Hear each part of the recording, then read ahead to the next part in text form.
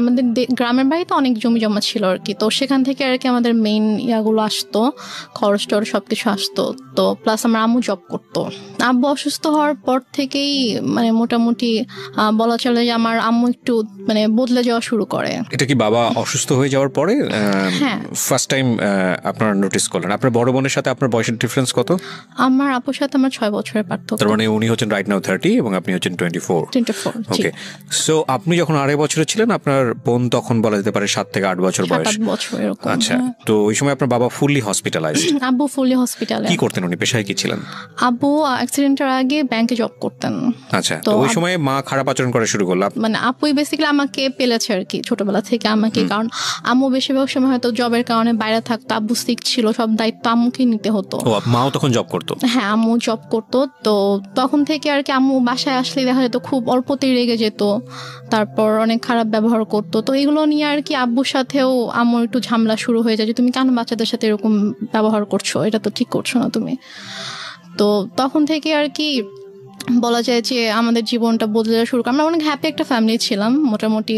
অ্যাক্সিডেন্টটা কিসের অ্যাক্সিডেন্ট হয়েছিল? অ্যাক্সিডেন্টটা হচ্ছে আব্বু গ্রামের বাড়িতে যাচ্ছিল, আমাদের বাসা থেকে গ্রামের বাড়িতে যাচ্ছিল। তো তখন আর কি একটা ট্রাক এসে টেম্পু টাইপের যে ইয়াগুলো থাকে না, গ্রামে একটা জায়গা থেকে একটা জায়গায় যায়, ওইরকম একটা গাড়িতে আব্বু ছিল আর কি।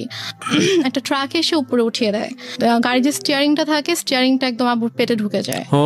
ঢুকে মানে খুবই ডেঞ্জারাস অ্যাক্সিডেন্ট। আব্বুর শরীরে অনেক হাড্ডি ভেঙে যায়, তারপর হচ্ছে স্টিয়ারিং ঢুকে একদম আব্বুর পুরো পেট একদম মানে চিড়ে ফেরে জাস্ট সাইডে একটুখানি ঝুলে থাকে, এমন অবস্থা। পেটের ভিতরে যা কিছু ছিল সবকিছু বের হয়ে যায়, মানে খুবই মানে ডেঞ্জারাস একটা অ্যাক্সিডেন্ট। আব্বুর বাচ্চারই কথা না, রাইট?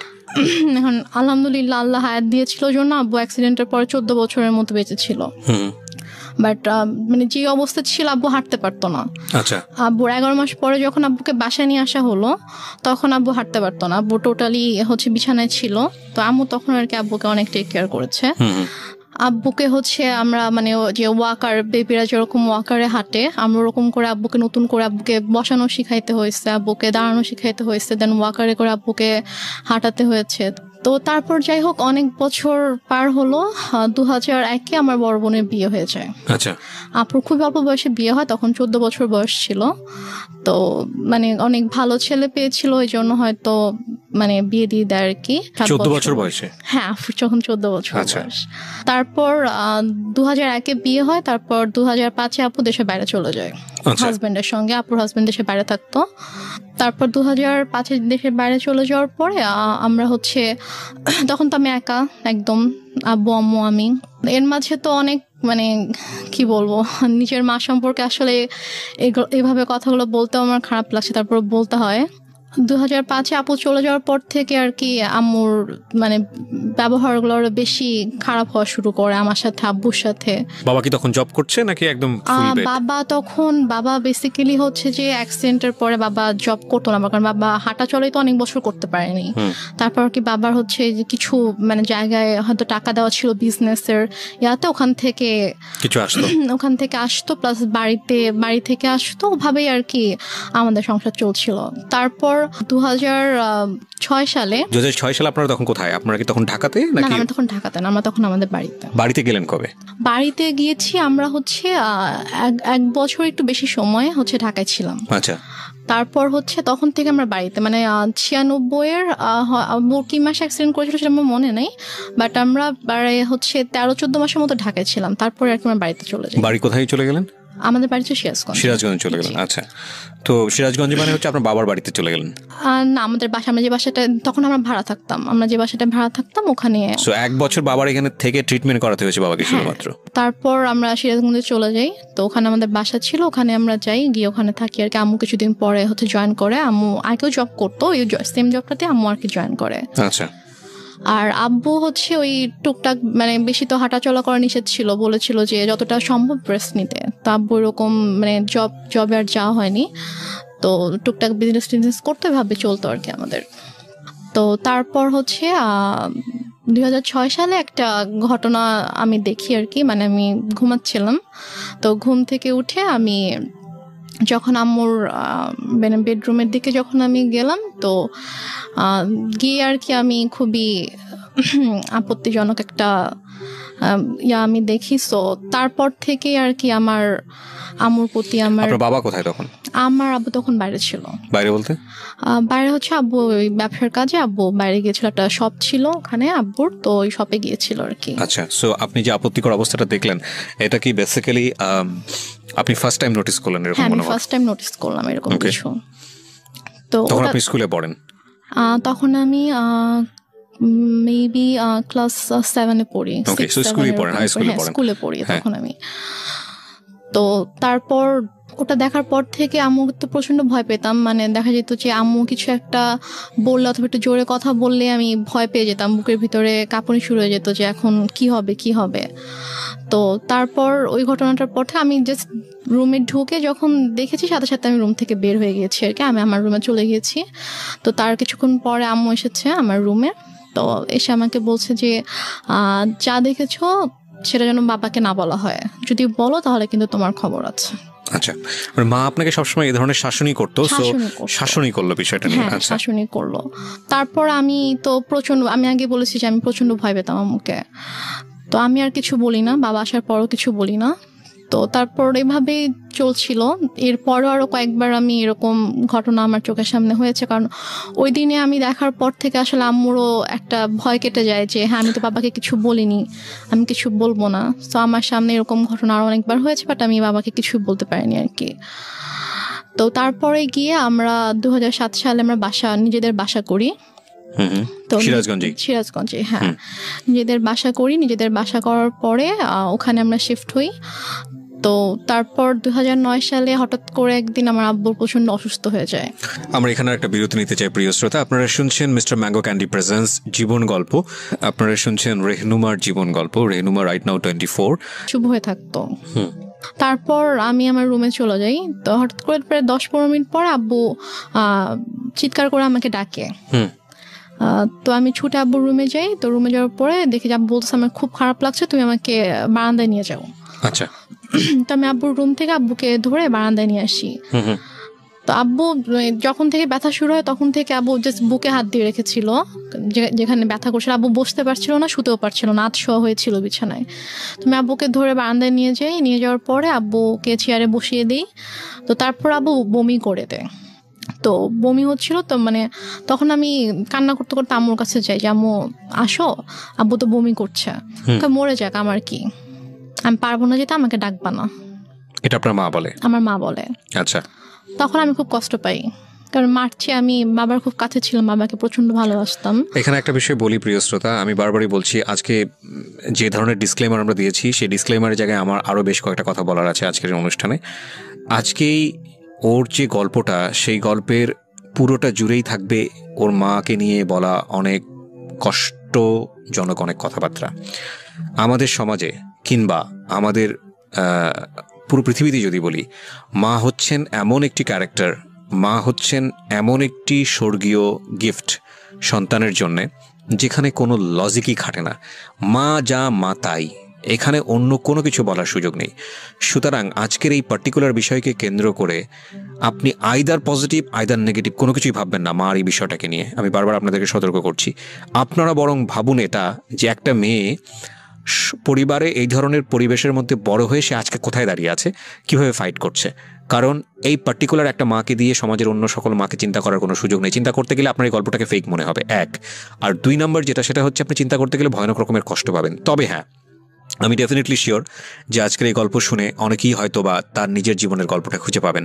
কারণ এই ধরনের বিষয়গুলো মিডিয়াতে এত বড় হাইলাইট করা, এত বড় স্পেস দিয়ে মানুষকে সচেতন করা, মানুষকে ইন্সপায়ার করা, এটা আসলে রেডিওতেই ফার্স্ট হয়েছে।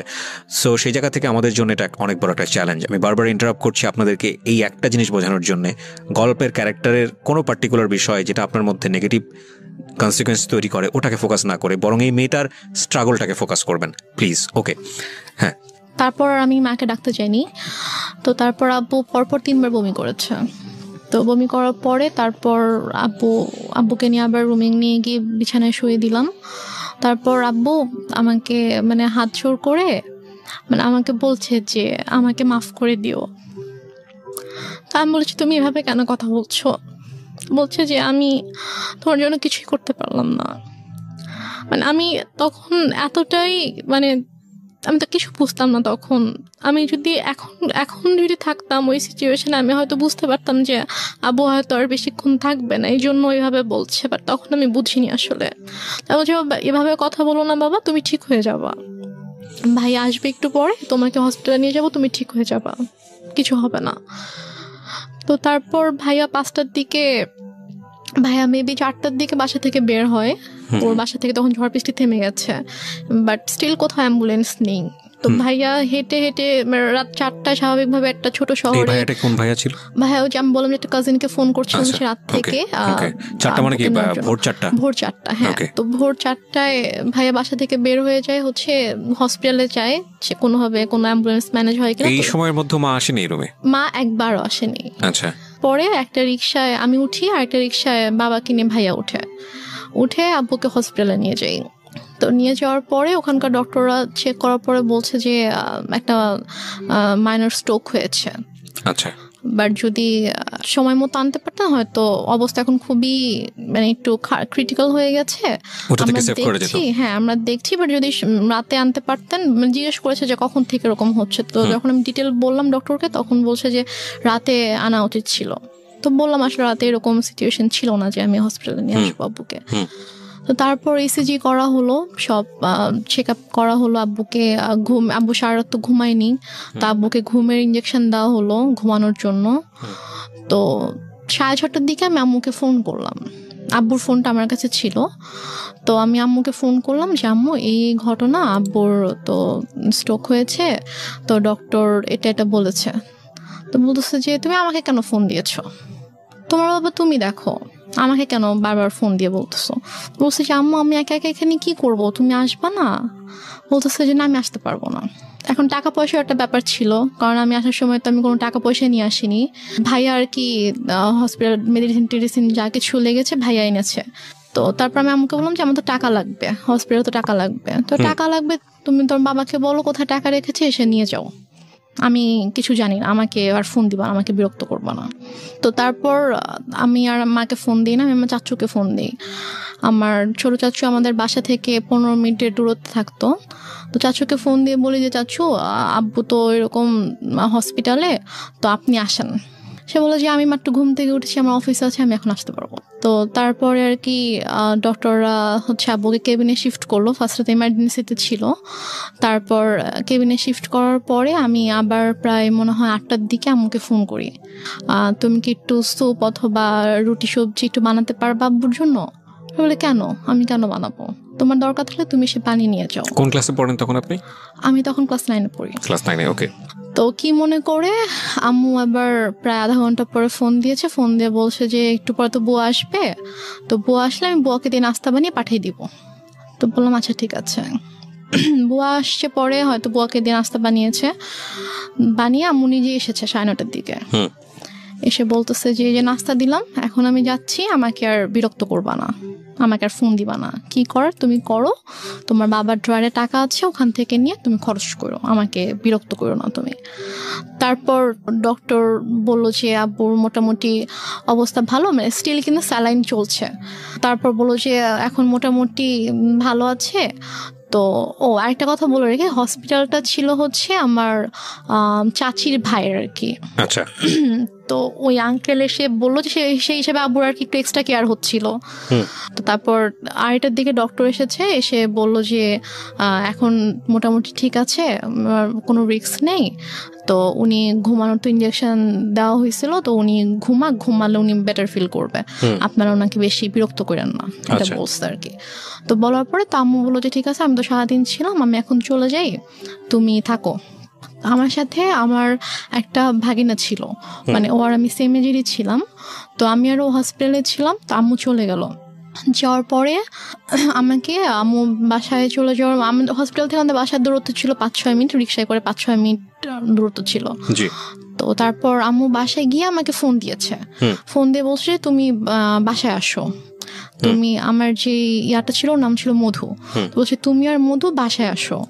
তো আমি বলছি বাসায় কেন যাবো, আব্বু তো একা থাকবে। তো বলছে যে সমস্যা নেই, তুমি আসো, তোমার বড় খালামণি যাচ্ছে। আচ্ছা।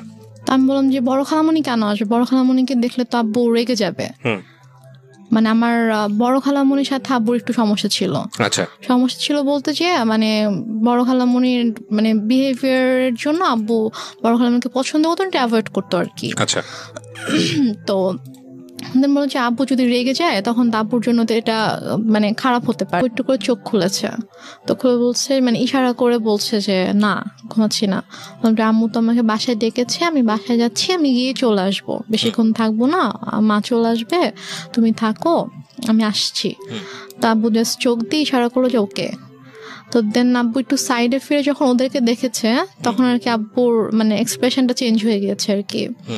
তো যাই হোক আমি তো চলে আসলাম বাসায়। এর মধ্যে আমি বাসায় আসার প্রায় 15-20 মিনিট পরে আমার খালা হচ্ছে আম্মুকে ফোন দেয়। ফোন দিয়ে বলে যে ভাইয়ের অবস্থা ভালো না, তুই তাড়াতাড়ি আয়। তা আমি শুনে বলতেছি যে আমি তো মাত্র দেখে আসলাম যে আব্বু চুপচাপ শুয়েছিল, আর ডক্টরও বলে গিয়েছে যে এখন ঠিক আছে, তো হঠাৎ করে কেন অসুস্থ হয়ে গেল? বলছে তো আমি জানি না, ঠিক আছে আমি গিয়ে দেখছি। তো আমি বললাম যে আমিও যাবো, তোকে যেতে হবে না, তুই ফ্রেশ হয়ে খেয়ে দে তারপর আয়। ওকে। তো আমি অনেকবার রিকোয়েস্ট করলাম আম্মুকে যে আম্মু প্লিজ আমি যাই, আমি তোমার সঙ্গে যাই। বলছে না তুই যাবি না, তুই থাক, আমি যাচ্ছি। তো আম্মু চট করে রেডি হয়ে আম্মু গেল। তো আম্মু মেবি 3:30টার দিকে হসপিটালে গিয়েছে। তো যাওয়ার পরে আমি ফোন দিচ্ছি, ফোন ধরছে না। আমি ফোন দিচ্ছিলাম যে কি হয়েছে, এখন কি অবস্থা, আব্বু ঠিক আছে কিনা। তো যাই হোক আমি মাত্র খেতে বসেছিলাম আর কি। তো খেতে বসার সাথে সাথে আম্মু আমাকে ফোন দিয়েছে। ফোন দিয়ে বলছে যে ড্রয়ারে টাকা আছে, সবগুলো টাকা নিয়েই হসপিটালে আয়। আমি বলছি কেন, আব্বুর কি অবস্থা এখন? বলছে হ্যাঁ তোর আব্বুকে ঢাকা নিতে হবে, অবস্থা ভালো না, অক্সিজেন দিয়ে রাখছে, তোর আব্বুকে ঢাকা নিতে হবে, তুই টাকাগুলো নিয়ে আয়, এখানকার তো বিল পে করতে হবে, ঢাকা গেলে টাকা লাগবে, তো তুই টাকাগুলো নিয়ে আয়। আমি আর খেতে পারলাম না। এর মধ্যে আমার ভিতরে এত অস্থিরতা শুরু হয়েছে যে আমি কান্না শুরু করে দিয়েছি, যে আমার কেমন ওখানে প্রচণ্ড খারাপ লাগছিল। তো তারপর আমি টাকা নিয়ে চট করে বের হলাম। তারপর আমি হসপিটালে আসার পর দেখি যে আমার একজন চাচু হসপিটালের নিচে দাঁড়িয়ে আছে। আমি রিক্সা থেকে নামার সাথে সাথে চাচু আমার হাত ধরেছে। তো ধরে বলতেছে যে চল উপরে চল। আমি বললাম যে আব্বুর কি হয়েছে? তখন আমার খুব খারাপ লাগছিল, যে আমার মনে হচ্ছিল যে মেবি আব্বু নেই। তাই বলছে সত্যি করে বল আব্বুর কি হয়েছে। তো আব্বুর কেবিন ছিল হচ্ছে 3 তলায়। তো দেন আমি গেলাম, তো চাচু পুরোটা সময় আমার হাত ধরে আছে। 3 তলাতে যাওয়ার পরে দেখি যে আব্বুর কেবিনের দরজাটা খোলা, দরজার সামনে অনেক মানুষ। তো আমি গিয়ে চিল্লানো শুরু করছি যে হার্ট অ্যাটাক করেছে হার্ট পেশেন্টের রুমের সামনে, দরজা কেন খোলা থাকবে, এত মানুষ কেন এখানে হইচই করছে, আপনার সরেন এখান থেকে, আমার আব্বুর ডিস্টার্ব হবে। আমি এটা বলতে বলতে রুমে ঢুকে দেখি যে আমার মা খালা একটা বেডে বসে আছে, আর আমি দেখেছি আব্বু শুয়ে আছে। আমি তখনও খেয়াল করিনি যে আব্বুর মাথার নিচে যে বালিশ নেই, অথবা আমি স্যালাইন টালাইন আমি কিছুই খেয়াল করিনি আর কি। আমার জাস্ট মনে হচ্ছে আব্বু নর্মালি শুয়ে আছে, কারণ ওইভাবে শোয়াই আমি দেখে গেছি আব্বুকে। তো আব্বুর মাথার কাছে হচ্ছে আমার চাচু বসে আছে, যে চাচুকে আমি সকালে ফোন দিয়েছিলাম, যিনি বলেছে অফিস আছে আমি আসতে পারবো না, উনি বসে আছে। চাচি এসেছে, উনি দাঁড়িয়ে আছে। তো আমি আব্বুকে দেখো তখনও কিন্তু বুঝতে পারিনি যে আব্বু নেই। আমার বড় খালামণি হঠাৎ করে এসে আমাকে জড়িয়ে ধরে। তো জড়িয়ে ধরে আমাকে বলে যে কি একটা সর্বনাশ হয়ে গেল, তোরা তো এতিম হয়ে গেলি। উনি খুব জোরে চিৎকার করে করে কান্না করছে, আর উনি এভাবে বিলাপ করে করে বলছে কি সর্বনাশ হয়ে গেল, তোরা এতিম হয়ে গেলে এখন তোদের কি হবে। এটা যখন বলেছে তখন জাস্ট আমি আব্বুর দিকে তাকিয়ে তখন আমি খেয়াল করেছি যে আব্বুর মাথার নিচে বালিশ নেই। তো আমি নর্মালি আমি আর আমার আব্বু মৃত মানুষকে ভয় পেতাম আর কি। লাইক আমাদের আশেপাশে বাসায় যদি কেউ মারা যেত, আমার আব্বু ওই বাসার সামনে দিয়ে 40 দিন যেতাম না। আমাদের একটা ধারণা ছিল যে মানুষ মরে গেলে ভূত হয়ে যায়, তারা এসে ভয় দেখাবে। আব্বুর ওই ভীতিটা ছিল, আমারও ওই ভীতিটা ছিল। আমরা ওই দিক দিয়ে না গিয়ে অনেকখানি ঘুরে যেতাম। তো বাট তখন আমার কোনো আমার মধ্যে কোনো ওই ভয়টা অথবা ওরকম কিছুই নেই। আমি আব্বুর কাছে গিয়ে আমি আব্বুকে এভাবে ধাক্কা দিচ্ছিলাম যে আব্বু কি হয়েছে তোমার, তুমি ওঠো তুমি। তো আমার অনেকে এসেছিল তখন। আমার চাচি গিয়ে আমাকে ধরলো, আমার আরেকটা ভাইয়া এসে আমাকে ধরলো। তো আমি ভাইয়াকে ধরে চিৎকার করে করে কান্না করছিলাম। বাট আমার আম্মুর একটু কান্না করেনি। আমার আম্মু চুপ হয়ে বসে আমাকে বলতেছে যে এভাবে কান্না করার কি আছে। আমাকে বলতেছে, আমি যখন আমাকে বসাই দিছে আম্মুর পাশে, আমাকে বসাই দিছে আমার ভাইয়া, তো বলতেছে যে এভাবে কান্না করতেছো কেন, এভাবে কান্না করার কি আছে, টাকা আনছো টাকা দাও।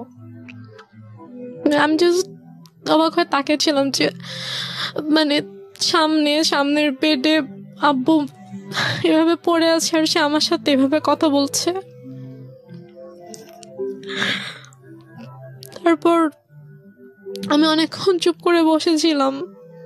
আমার সাথে ব্যাগ ছিল, নিজেই আম্মু ব্যাগটা নিল, নিয়ে যে ভাইয়াটা সকালে আব্বুকে হসপিটালে নিয়ে আসছে ওকে বললো যে যা গিয়ে বিল পে করে হসপিটালে ঝামেলা শেষ করে একটা অ্যাম্বুলেন্স ঠিক কর, নিয়ে যেতে হবে। তো এর মাঝে আমার আপু ফোন করছে। আপু ঘুমায় ছিল, তো ঘুম থেকে উঠতে পরে ভাইয়া যখন বলছে যে আব্বু অসুস্থ হসপিটালে, তুমি আমাকে ফোন করো। আমার পাশে বসে ফোন ধরে বলতেছে যে তোমার আব্বুকে ঢাকায় নিয়ে যাচ্ছি আমরা। না, সেটা হয়তো আপনি ইজিলি ব্যাক করতে পারেন, সেজন্যই সে বলেছে, পরে হয়তো সময় নিয়ে বলবে। আমি বলি এটা কেন বলেছে, আমি শুনলে বুঝতে পারবেন। তো তারপর হসপিটালে আমিও গেলাম ভাইয়ার সাথে ফর্মালিটিস করতে। তো ও টাকা পে করার পরে তো ওদের আব্বুর যেটা ফাইল ছিল, লাইক হচ্ছে সকাল থেকে হচ্ছে যে টেস্টগুলো হয়েছে, প্রেসক্রিপশন, এগুলোর একটা ফাইল থাকে। তো প্লাস হচ্ছে দুপুরে হচ্ছে ডক্টর রেফার করে দিয়েছিল ঢাকায় যে হসপিটাল ডক্টরের কাছে, মানে সব পেপারসের যে একটা ফাইল ছিল। তো হসপিটাল থেকে নর্মালি বিল পে করার পর ওই ফাইলটা তো দিবে। তো ভাইয়া যখন জিজ্ঞেস করেছে যে ফাইল কোথায়, তখন বলছে যে ফাইল তো এসে নিয়ে গিয়েছে। তো বলছে যে ফাইল কে নিয়ে গিয়েছে, আমরা তো কেউ ফাইল নিইনি। তো বলেছে যে ডক্টর যখন রুমে গিয়েছে, অক্সিজেন যখন দেওয়া হয়েছে পেশেন্টকে, তখন আপনাদের একজন রিলেটিভ এসেছিল, এসে বলেছে যে অমুক কেবিনের অমুকের ফাইলটা ডক্টর চেয়েছে, আমরা তো দিয়ে দিয়েছি। তো উপরে গিয়ে ভাইয়া সবাইকে জিজ্ঞেস করলো ওখানে যারা যারা ছিল, তো সবাই বলতেছে যে না আমি তো নিইনি। তো ফাইলটা যাই হোক পাওয়া গেল না। তারপর অ্যাম্বুলেন্সে করে আব্বুকে আমাদের বাসায় নিয়ে আসা হলো। তো বাসায় নিয়ে আসার সাথে সাথে দেখে যে আম্মু ওদিকে ফোন টোন দিয়ে সব অ্যারেঞ্জমেন্ট করে ফেলেছে যে মানে যত তাড়াতাড়ি পসিবল মাটি দিতে হবে। বাট আপু যখন দেশের বাইরে চলে যায়, তখন আপু এভাবে বলে যায় যে মানে যদি কখনো মানে আব্বু হোক আম্মু হোক কেউ যদি মারা যায়, তাকে রেখে দিবা আমি না আসা পর্যন্ত, আমি আসবো দেখবো তারপর মাটি হবে। আপু এটা বলে গিয়েছিল। তো আপুর শ্বশুর বাড়িতে যখন জানানো হয় যে আব্বু মারা গেছে, তখন বলে যে ঠিক আছে আমরা আসছি, আপনারা ওখানে সবকিছু ঠিকঠাক করেন, ওনাকে গোসল করেন, তারপর আমরা ঢাকায় নিয়ে এসে ওনাকে, মানে আপু শ্বশুর বাড়িতেও এটা জানতো, কারণ আপু শ্বশুর বাড়িতেও সেম কথাটাই বলেছে যে শ্বশুর শাশুড়ি ছিল। তো ওদের বলেছে যে মানে যারই কিছু হোক না কেন আমাদেরকে ছাড়া কিন্তু আপনারা মাটি দিবেন না, আমরা দেখবো। তো ওইভাবে আপুর শ্বশুরও ফোন দিয়ে বলে যে ঠিক আছে ভাইজানকে নিয়ে আসতে হবে ঢাকায়, নিয়ে এসে আমি ব্যবস্থা করছি। এখানে বারডেমে সম্ভবত ছিল, হিমাগার আছে, তো ওখানে বলো যে ওখানে রাখবো, আমি সব ব্যবস্থা করে আমি আসছি। বলছে না আপনাদের আসতে হবে না, যত তাড়াতাড়ি পসিবল মাটি দিয়ে দিব, মৃত্যু বৃষ্টি আত্মা হচ্ছে কষ্ট পাবে, বেশিক্ষণ রাখা যাবে না। তো বলতেছে যে না, মানে আপুর কথা বলছে যে বৌমা তো বলে গেছে, তা আমাকেও বলে গেছে, তো আমি তো এটা পারবো না, আমি বৌমাকে কি জবাব দিব আপনি যদি মাটি দিয়ে দেন। সে বলতেছে না আপনাদেরও কষ্ট করে, এখন সন্ধ্যা হয়ে গেছে, আপনাদেরও এখন কষ্ট করে আসতে হবে না, আর আপনারা আসলে আসেন, বাট আপনারা আসার আগে আগে মাটি দিয়ে দিব। মানে আম্মু পুরো ক্রেজি হয়ে গিয়েছে মাটি দেওয়ার জন্য। তো আমার চাচুরা ফোন দিয়ে বলতেছে যে আমার আরেকটা চাচা গ্রামের বাড়িতে থাকে, তো আমার চাচা ফোন দিয়ে বলতেছে যে তুমি এখানে নিয়ে আসো, আমাদের পারিবারিক কবরস্থানে মাটি হবে। সে বলতেছে না আমি ওখানে নিব না, ওর এখানেই মাটি হবে। তো এগুলো নিয়ে আম্মু খুবই মানে রীতিমতো ঝগড়া করতেছে অনেক। আম্মু কিন্তু স্টিল মানে এক ফোঁটাও কান্না করেনি, একটুও কান্না করেনি। তো সে আমার চাচার সাথে ফোনে ঝগড়া করতেছে যে না আমি এখানে মাটি দিব, আপনাদের যদি দেখতে ইচ্ছা করে আপনারা এখানে আসেন, এসে দেখে যান। কোনোভাবে রাজি করাতে পারতেছে না যে না পারিবারিক কবরস্থানে তার মাটিটা হবে। ওইদিকে আপু বারবার ফোন করে বলতেছে যে তুমি একটু আব্বুর সাথে কথা বলায় দাও। তো বলছে এখন তো কথা বলতে পারবে না, এখন তো হচ্ছে যে কি অক্সিজেন দিয়ে রাখছে এটা সেটা এগুলো বলতেছে। তো বলছে যে ও আপুকে বলছে যে আমি এখন অ্যাম্বুলেন্সে। তো বলছে ঠিক আছে আব্বু কথা বলতে না পারলেও সমস্যা নেই, তুমি আব্বুর কানের কাছে ফোনটা নাও, আমি আব্বুর সাথে কথা বলে আব্বু বেটার ফিল করবে, আব্বুর ভালো লাগবে আমার ভয়েস শুনলে। সে বলতেছে না এখন না, আমি হসপিটালে যাই তোমার সাথে কথা বলে দিব। তো এভাবে ওদিকে আপুকে এভাবে হ্যান্ডেল করতেছে, তারপর হচ্ছে আমার চাচার সাথে ঝগড়া করতেছে এবং মাটি দেওয়ার জন্য খুবই পাগল হয়ে গেছে। মানে আপনার কথা অনুযায়ী যদি আপনি সবকিছু মেনে নেই তাহলে বলতে হবে যে সে এককভাবে সিদ্ধান্ত নিচ্ছে, একটা স্বেচ্ছাচারী আচরণ যেটাকে বলে, সে কারো কথাই শুনছে না। লাইক একজন মহিলার যে হাজবেন্ড মারা গেলে তার যেরকম বিহেভিয়ার থাকা উচিত ওরকম কিছু ছিল না আমার মাঝে। অনেক বেশি ডেসপারেট ছিল to establish her decision. Yeah exactly. Okay, তো তারপর সবাই বুঝায় যে এরকম করার কিছু নেই, আপনি একটু শান্ত হন, যেহেতু তার বাবা মা ভাই সবার কবর ওখানে, সো ওনার ভাইরাও চাচ্ছে ওনাদের কথাটা আপনাকে মানতে হবে। তো সবাই বুঝানোর পরে গিয়ে উনি আর কি বলে আচ্ছা ঠিক আছে। দেন আব্বুকে গোসল করানো হয়, করানোর পরে রাত 8টার দিকে সম্ভবত অথবা 8টার পরে আব্বুকে একটা ট্রাক নিয়ে আসা হয়। মানে আমাদের বাসা থেকে আমার দাদুর যে গ্রাম 1 ঘন্টার দূরত্ব ছিল আর কি। তো ওখানে তারপর আমরা যাওয়ার জন্য মাইক্রো ট্রাক সবকিছু অ্যারেঞ্জ করা হয়। তো আমি বলি যে আমি যাবো, বলেন তোমাকে যেতে হবে না, আমাকে বাসায় রাখে। আর বাসায় আমার ছোট খালামুনি ছিল, আরো কে ছিল, তো ওদের কাছে আমাকে রেখে যায়। রেখে আম্মু চলে যায় ওদের সাথে গ্রামের বাড়িতে মাটি দেওয়ার জন্য। আচ্ছা, মাটি দিয়ে রাতের 12:30 পৌনে 1টার দিকে চলে আসে, সবাই আবার ব্যাক করে আর কি। স্টিল আপুর সাথে সে কথা বলতেছে যে বাবা বেঁচে আছে, বাবা হসপিটালে। আপু বারবার ফোন দিয়ে বলছে যে কথা বলায় দাও, কথা বলে দাও, সে মানে বলাচ্ছেন আর কি। তো দেন মেবি 12:30 পৌনে 1টার দিকে আসলো বাসায়। তো আসার পরে তখন গিয়ে আপু শাশুড়িকে বলেছে যে আপনাদের আসতে হবে না, আমি যেহেতু মাটি দিয়ে দিয়েছি তাড়াতাড়ি, তো আপনারা সকালে আসেন, রিল্যাক্সে সকালে আসেন, এখন আসতে হবে না। তো তারপর ওরাও আসলো না। তো তারপর আপুকে আমাদের সময় সকাল 5:30টার দিকে আপুকে ফোন দিয়েছে, ভাইয়াকে ফোন দিয়ে তো আপু কলেজে ছিল, ভাইয়াকেও কিন্তু জানায়নি। তো 5:30টার দিকে ভাইয়াকে ফোন দিয়ে বলছে যে তোমার আব্বা তো মারা গেছে। তো বলছে যে মানে কি, আপনি তো একটু আগেও বলছেন, মানে রাতের বেলাও যখন কথা হয়েছে তখনও তো আপনি বলছেন যে আব্বা ঢাকায় হসপিটালে, এখন মারা গেছে, মানে আপনি কি বলতেছেন এগুলা? ভাইয়া বিশ্বাস করতে পারতেছে না। তো বলতেছে যে হ্যাঁ এরকম মারা গেছে, মাটি দিয়ে আসছি, ডিটেল বললো আর কি। তো তাহলে আপনি কেন বিকেল থেকে বলছেন যে আপনি আব্বুকে ঢাকায় নিয়ে আসতেছেন, এগুলো কেন বলছেন, মিথ্যা কথা কেন বলছেন? পরে বলে যে তারপর বলছে যে আপনাদেরকে তো বলা হয়েছে যে কেউ মারা গেলে রাখতে, আমরা দেখবো তারপর মাটি হবে, তো আপনি কেন মাটি দিয়ে দিলেন? ভাই আম্মুর সাথে এভাবে কথা বলতেছিল। তো বলতেছে যে আমার ইচ্ছা হয়েছে আমি দিচ্ছি। আপনার মা বলছে? আমার মা বলছে যে আমার ইচ্ছা হয়েছে আমি দিচ্ছি, এখন তো কিছু করার নাই। আপুর কথা বলছে যে ওকে জানাও, ও কোথায়? তো বলছে ঠিক আছে, ওকে আপনার জানাইতে হবে না, আমি ওকে জানাচ্ছি, আমি আমার ওয়েতে ওকে জানাবো। তো তারপর আপু কলেজে ছিল। তো আপু কলেজ থেকে আসার পর এর মধ্যে বাসায় হচ্ছে আপুর কিছু ফ্রেন্ডকে ভাইয়া ডাকে, ওরা সবাই আসে। তো আপু বাসায় এসে দেখে আপুর ফ্রেন্ডরা বাসায়, ভাইয়া বাসায়। তো আপু বলে যে কি হয়েছে তোমরা হঠাৎ করে বাসায় না জানিয়ে? তো বলে আসলাম আর কি। তো ওরা অনেক খাবার টাবার রান্না করে আনছে, তো আনার পর আপুকে খাওয়ানো দাওয়ানোর পরে তারপর আপুকে বলছে যে এরকম আব্বু তো মারা গেছে। তখন আপু খুব শকড, যে মানে কি, আমাকে তো বলা হয়েছে যে আব্বু হসপিটাল, আব্বু ঢাকায়, তাহলে আম্মু কেন মিথ্যা কথা বলছে? দেন আপু আম্মুকে ফোন করে বলে যে তুমি কেন মিথ্যা বললা, যাই হোক অনেক কথা। তো আম্মু বলে যে এরকম মৃত মানুষকে রাখতে হয় না, কষ্ট পায়, এগুলো নিয়ে আর কি অনেক ইয়া হয়। বাট তখনও আমি বুঝতে পারিনি যে আসলে ব্যাপারটা কি হয়েছে। তো এর মাঝে কথা ওঠে আব্বুর ওই ফাইলটা নিয়ে। এটা নিয়ে যখন কথা ওঠে যে ওই ফাইলটা কোথায়, আমার বড় খালার ছেলে হচ্ছে ডাক্তার। তো ভাইয়া এসে বলে যে আমি রিপোর্টসগুলো দেখবো, আমার কাছে মনে হচ্ছে যে ডাক্তারদের কোনো একটা অবহেলার কারণে, তো ভুল কোনো কিছুর কারণে এরকম ভাবে খালু মারা গেছে, কিন্তু ফাইলটা মিসিং। হ্যাঁ, তো এই জন্য ওরা হসপিটাল থেকে ফাইলটা মানে মিসিং করে দিয়েছে। আমরা একটা বিষয় একটু বলি প্রিয় শ্রোতা, আজকের এই গল্পটা একটু যে জায়গাটা এখন দাঁড়িয়ে আছে সেটা সামনের দিকে গিয়ে পুরোপুরি অন্যদিকে মন নেবে, because I know the story. এবং এইটুকুতে যদি নাটক বা সিনেমার গল্পের জায়গায় আপনি চিন্তা করেন তাহলে একজন ব্যক্তি যে ভিলেনের ভূমিকায় চলে এসছে, কিন্তু আমরা যেহেতু এখানে জীবন গল্প প্রচার করি, আমরা সবসময় একটা কথা বলি, প্রত্যেকটা মানুষই আমাদের এই অনুষ্ঠানের প্রেক্ষাপট থেকে রেসপেক্টেবল। দেখুন, ওই মানুষটাকে যদি আজকে রেহনুমা যে জায়গাটায় বসে আছে সেখানে বসানো যায়, সে তার জায়গা থেকে হয়তো বিষয়গুলোকে অন্যভাবে ব্যাখ্যা দাঁড় করানোর চেষ্টা করবে। এবং রেহনুমা যে কথাগুলো বলছে এখানে, সেগুলোকে একেবারে টাইম মেশিনে গিয়ে ওই সময়ে বসে ঘুরে দেখে প্রুফ করার কোনো সুযোগ নাই। সে কারণে আমরা একেবারে সারেন্ডার করি এই জায়গাটাতে, this is not investigative show. But কিছু বিষয় আছে যেগুলো আমরা আমাদের সামাজিকতার জায়গা থেকে জানি, যে একজন সন্তান কখন মার এগেনস্টে গিয়ে কমপ্লেইন করে, কিংবা মা কখন সন্তানের এগেনস্টে বলতে বাধ্য হয়, কারণ পৃথিবীর সবচাইতে মধুরতম সম্পর্ক হচ্ছে এই জায়গাটি।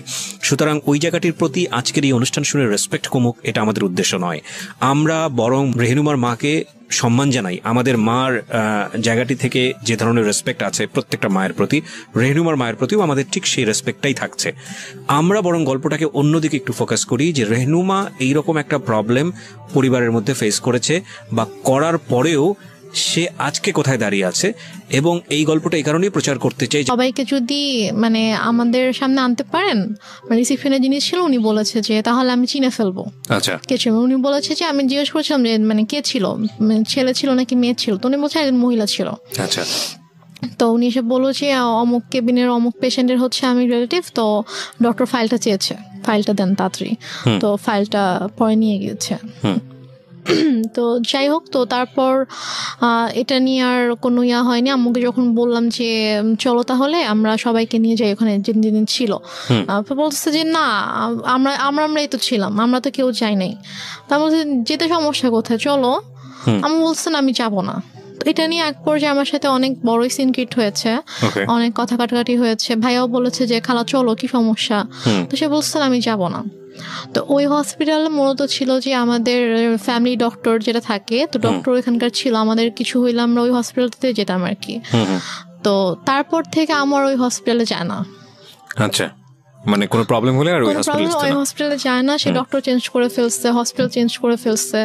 তো তারপর যাই হোক, এটা নিয়ে আর কোনো কথা কাটাকাটি হয়নি, কিছু হয়নি, শেষ হয়ে গেল ব্যাপারটা। তো তারপর থেকে আব্বু মারা গেল হচ্ছে মে মাসে। সেপ্টেম্বর মাস থেকে হঠাৎ করে আম্মুর কি হলো, সে আমাকে বলছে যে তোমাকে বিয়ে দিয়ে দিব। আমি তো বিয়ে করব না, আমি তো অনেক ছোট আছে।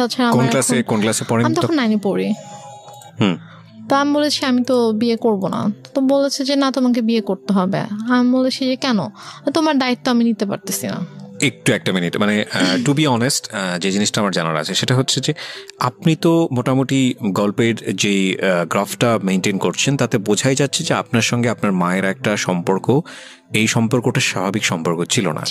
এটা একটা বৈরী সম্পর্ক। এবং আপনার বোন চলে গেল কানাডাতে, আপনারা 2 বোন, বাবা তো মারাই গেল, এবং ইন দ্য মিন টাইম আপনারা সিরাজগঞ্জে বাড়ি করেছেন। তার মানে ওই বাড়ি বলতে আপনারা কয়টা, আপনার পুরো একটা ফ্ল্যাটে আপনি এবং আপনার মা, এবং আপনি তখন ক্লাস 9-এ পড়ছেন। 2-3টা বিষয় এখানে নোট করার মতো প্রিয় শ্রোতা। একটা হচ্ছে যে ওর মার বয়সও কিন্তু তখন অনেক অল্প বয়স, 1। 2 নম্বর হচ্ছে যে মা সাথে সন্তানের সম্পর্কটা স্বাভাবিক না, এবং শুধু ওর সাথে না, ওর কথা অনুযায়ী ওর বড় বোনের সঙ্গে স্বাভাবিক না।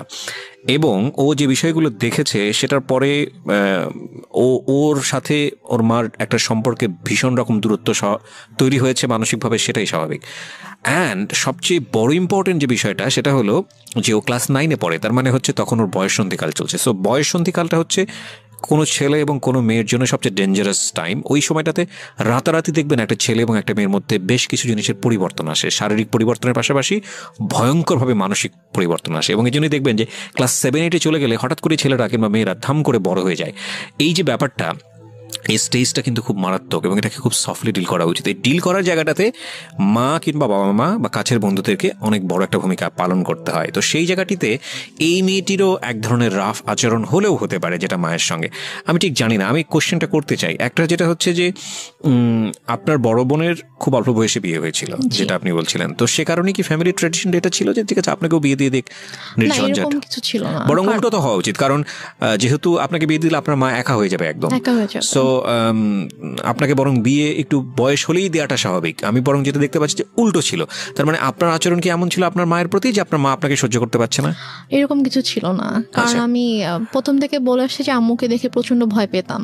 ধর আম্মু কোনো কিছু নিয়ে যদি কোনো কিছু বলতো একদম মানে চুপ হয়ে যেতাম। কখনো যে তর্ক করা অথবা ওইভাবে ঝগড়া করা এরকম কিছু, অথবা উল্টে পাল্টা কোনো জবাব দেওয়া, এরকম কখনোই কিছু ছিল না। ওই কয়েকটা মাস আমার মানে এমন কেটেছে যে আব্বুর জন্য, আব্বুকে এত বেশি মিস করতাম এবং ওই রাতটার কথা মনে পড়ে। এই যে এই ফিলিংসটা নিয়ে যদি আরেকটা মানুষ আপনার পাশে দাঁড়াতো তাহলে মনে হতো যে না এই মানুষটা আমার কাছের মানুষ, যেটা আপনার মার কাছ থেকে আসার কথা ছিল। আপনার কথা অনুযায়ী আপনার মা ওই সময়টাতে খুবই স্বাভাবিক ছিলেন, তার মানে ওইটা আপনার কাছে আরো বেশি কষ্টদায়ক মনে হচ্ছিল। বলুন তারপর। যারা এসেছে তারাই কিন্তু আমাকে সান্ত্বনা দিয়েছে, বাট আমার মার থেকে আমি কোনো সান্ত্বনা পাইনি। তো আমি আসলে অনেক বেশি মানে একা হয়ে গিয়েছিলাম। তো সেই একাকিত্ব থেকে আমি আর কি ঘুমাতাম না। তো যাই হোক, তো সেপ্টেম্বরের দিকে হঠাৎ করে আম্মু একদিন আমাকে বলে যে দেখো আমার অনেক ঝামেলা হচ্ছে। ব্যাপারটা এরকম না যে আম্মু আমার দায়িত্ব নিতে পারছে না যে আমার জন্য আম্মুর খরচ হচ্ছে, আমার খরচ কিন্তু আপুই পাঠাতো। তো সে আমাকে বলছে যে না আমি তোমাকে রাখতে পারবো না, আমি তোমার দায়িত্ব নিতে পারছি না, তোমাকে বিয়ে দিয়ে দিব। তা আমি বলি ঠিক আছে, আমি আপুর সাথে কথা বলতে চাই, তোমার যদি খুব বেশি সমস্যা হয় তাহলে আমি আপুকে বলি, আপু আমাকে হোস্টেলে পাঠিয়ে দিক। আচ্ছা। তো বলেছে না আপুকে বলা যাবে না। তো এটা নিয়ে অনেক আম্মুর সাথে মোটামুটি একটু চলছিল যে আম্মু অনেকভাবে অনেককে দিয়ে বুঝাচ্ছিল আমাকে, লাইক আমার ফ্রেন্ডের আম্মুকে নিয়ে এসে। আপনার মধ্যে এমন কোনো আচরণ কি ছিল যেটা মা নোটিস করেছে যে বিয়ে দিয়ে দিলেই আমি সেফ জোনে চলে যাই? আমার মধ্যে আচরণ বলতে আমি তো বাসা থেকে বের হতাম না। মেল ফ্রেন্ডের সঙ্গে টাইম পাস করা, যেহেতু বাবা নাই সো ডেসপারেটলি মাকে অ্যাভয়েড করে অন্য কোনো দিকে যাওয়া? না আমার ওরকম কোনো মেল ফ্রেন্ড ছিল না যাদের সাথে হয়তো আমি বাইরে, আমি গার্লস স্কুলে পড়তাম, তো আমার ওরকম মেল কোনো ফ্রেন্ড ছিল না। তো আমার যা ফ্রেন্ড ছিল, আমার যে বেস্ট ফ্রেন্ড ছিল ও আমাদের পাশের বাসারই ছিল আর কি। ও আরেকটা কথা বলি যে আমরা যে এলাকাটায় বাসা করেছিলাম ওইখানে আমার জন্ম হয়, মানে আমার যখন জন্ম হয় তখন আমরা ওই এলাকাতেই থাকতাম, বাট ভাড়া থাকতাম। তো পরবর্তীতে গিয়ে আমরা ওখানে বাসা করেছিলাম। আমার যে ছোটবেলার বন্ধুগুলো ছিল তো ওরা ওখানকারই ছিল।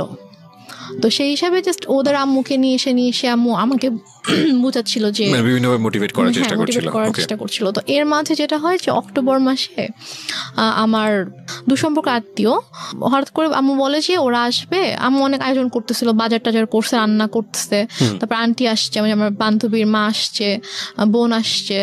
তো বাসার মধ্যে একটা উৎসবের মতো একটা ব্যাপার যে অনেক রান্না বান্না হচ্ছে, সব গুছাচ্ছে। তো আমি তখনও বুঝতে পারিনি যে গেস্ট গুলা কারা অথবা কেন আসছে, মানে আপনাকে দেখতে আসছিল। এক্স্যাক্টলি। তো তারপর তারা আসলো, আসার পরে আমাকে তাদের সামনে, আমি তো যাবোই না, কোনোভাবেই যাব না, আমাকে জোর করে নিয়ে গেল। তো নিয়ে যাওয়ার পরে তো আমি গিয়ে যখন দেখলাম যে কে ছেলে, কারণ আমি হচ্ছে আমাদের বললাম যে দুঃসম্পর্ক আত্মীয় ছিল, তো আমি ছেলের বড় ভাইকে চিনতাম, আমাকে মামা বলে রাখতাম। তো তারই ভাই সে সিঙ্গাপুরে থাকতো এবং সে অনেক টাকা পয়সার মালিক ছিল। এবং ছেলেটা মানে মানুষের সবাই আল্লাহর সৃষ্টি, কারো চেহারা নিয়ে খারাপ কথা বলতে চায় না, তো বলতেও হয় না। তারপর আমি জাস্ট বলছি যে ছেলেটা অনেকটা লম্বা ছিল, লাইক সে দেখতে এক কথায় যে সে জাস্ট নিগ্রোদের মতো ছিল, নিগ্রোদের যেরকম অনেক কালো হয়, যে ওরা দেখতে যেরকম হয় এক্স্যাক্টলি দেখতে ওরকম ছিল অনেকটা। তো আমি জাস্ট গেলাম, যাওয়ার পরে আমি যখন দেখলাম, তো দেখে আমি সাথে তো আমি রুম থেকে চলে আসছি। তারপর আম্মু আমার রুমে আসলো যে তুমি এরকম বেয়াদবের মতো উঠে কেন চলে আসলা?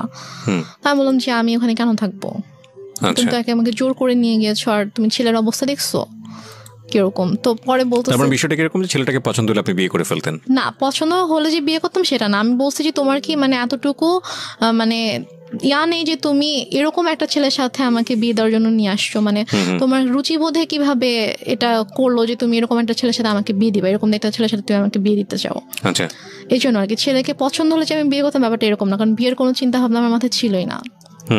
তো তো তারপর তো আমি ওখানে আর গেলাম না, ওদের সামনে আর গেলাম না, অনেক ফোর্স করলো। দেন ওরা বিকেলে চলে গেল। তো যাওয়ার পরে আমাকে ওই আমার আন্টি তারপর আম্মু সবাই মিলে বুঝাচ্ছে যে সোনার চামচ হচ্ছে বাঁকা হলেও ভালো, ছেলে না হয় দেখতে একটু খারাপ বাট স্টাবলিশড একটা ছেলে, সিঙ্গাপুরে অনেক কিছু করেছে, তার অনেক টাকা পয়সা, তো সমস্যা কি?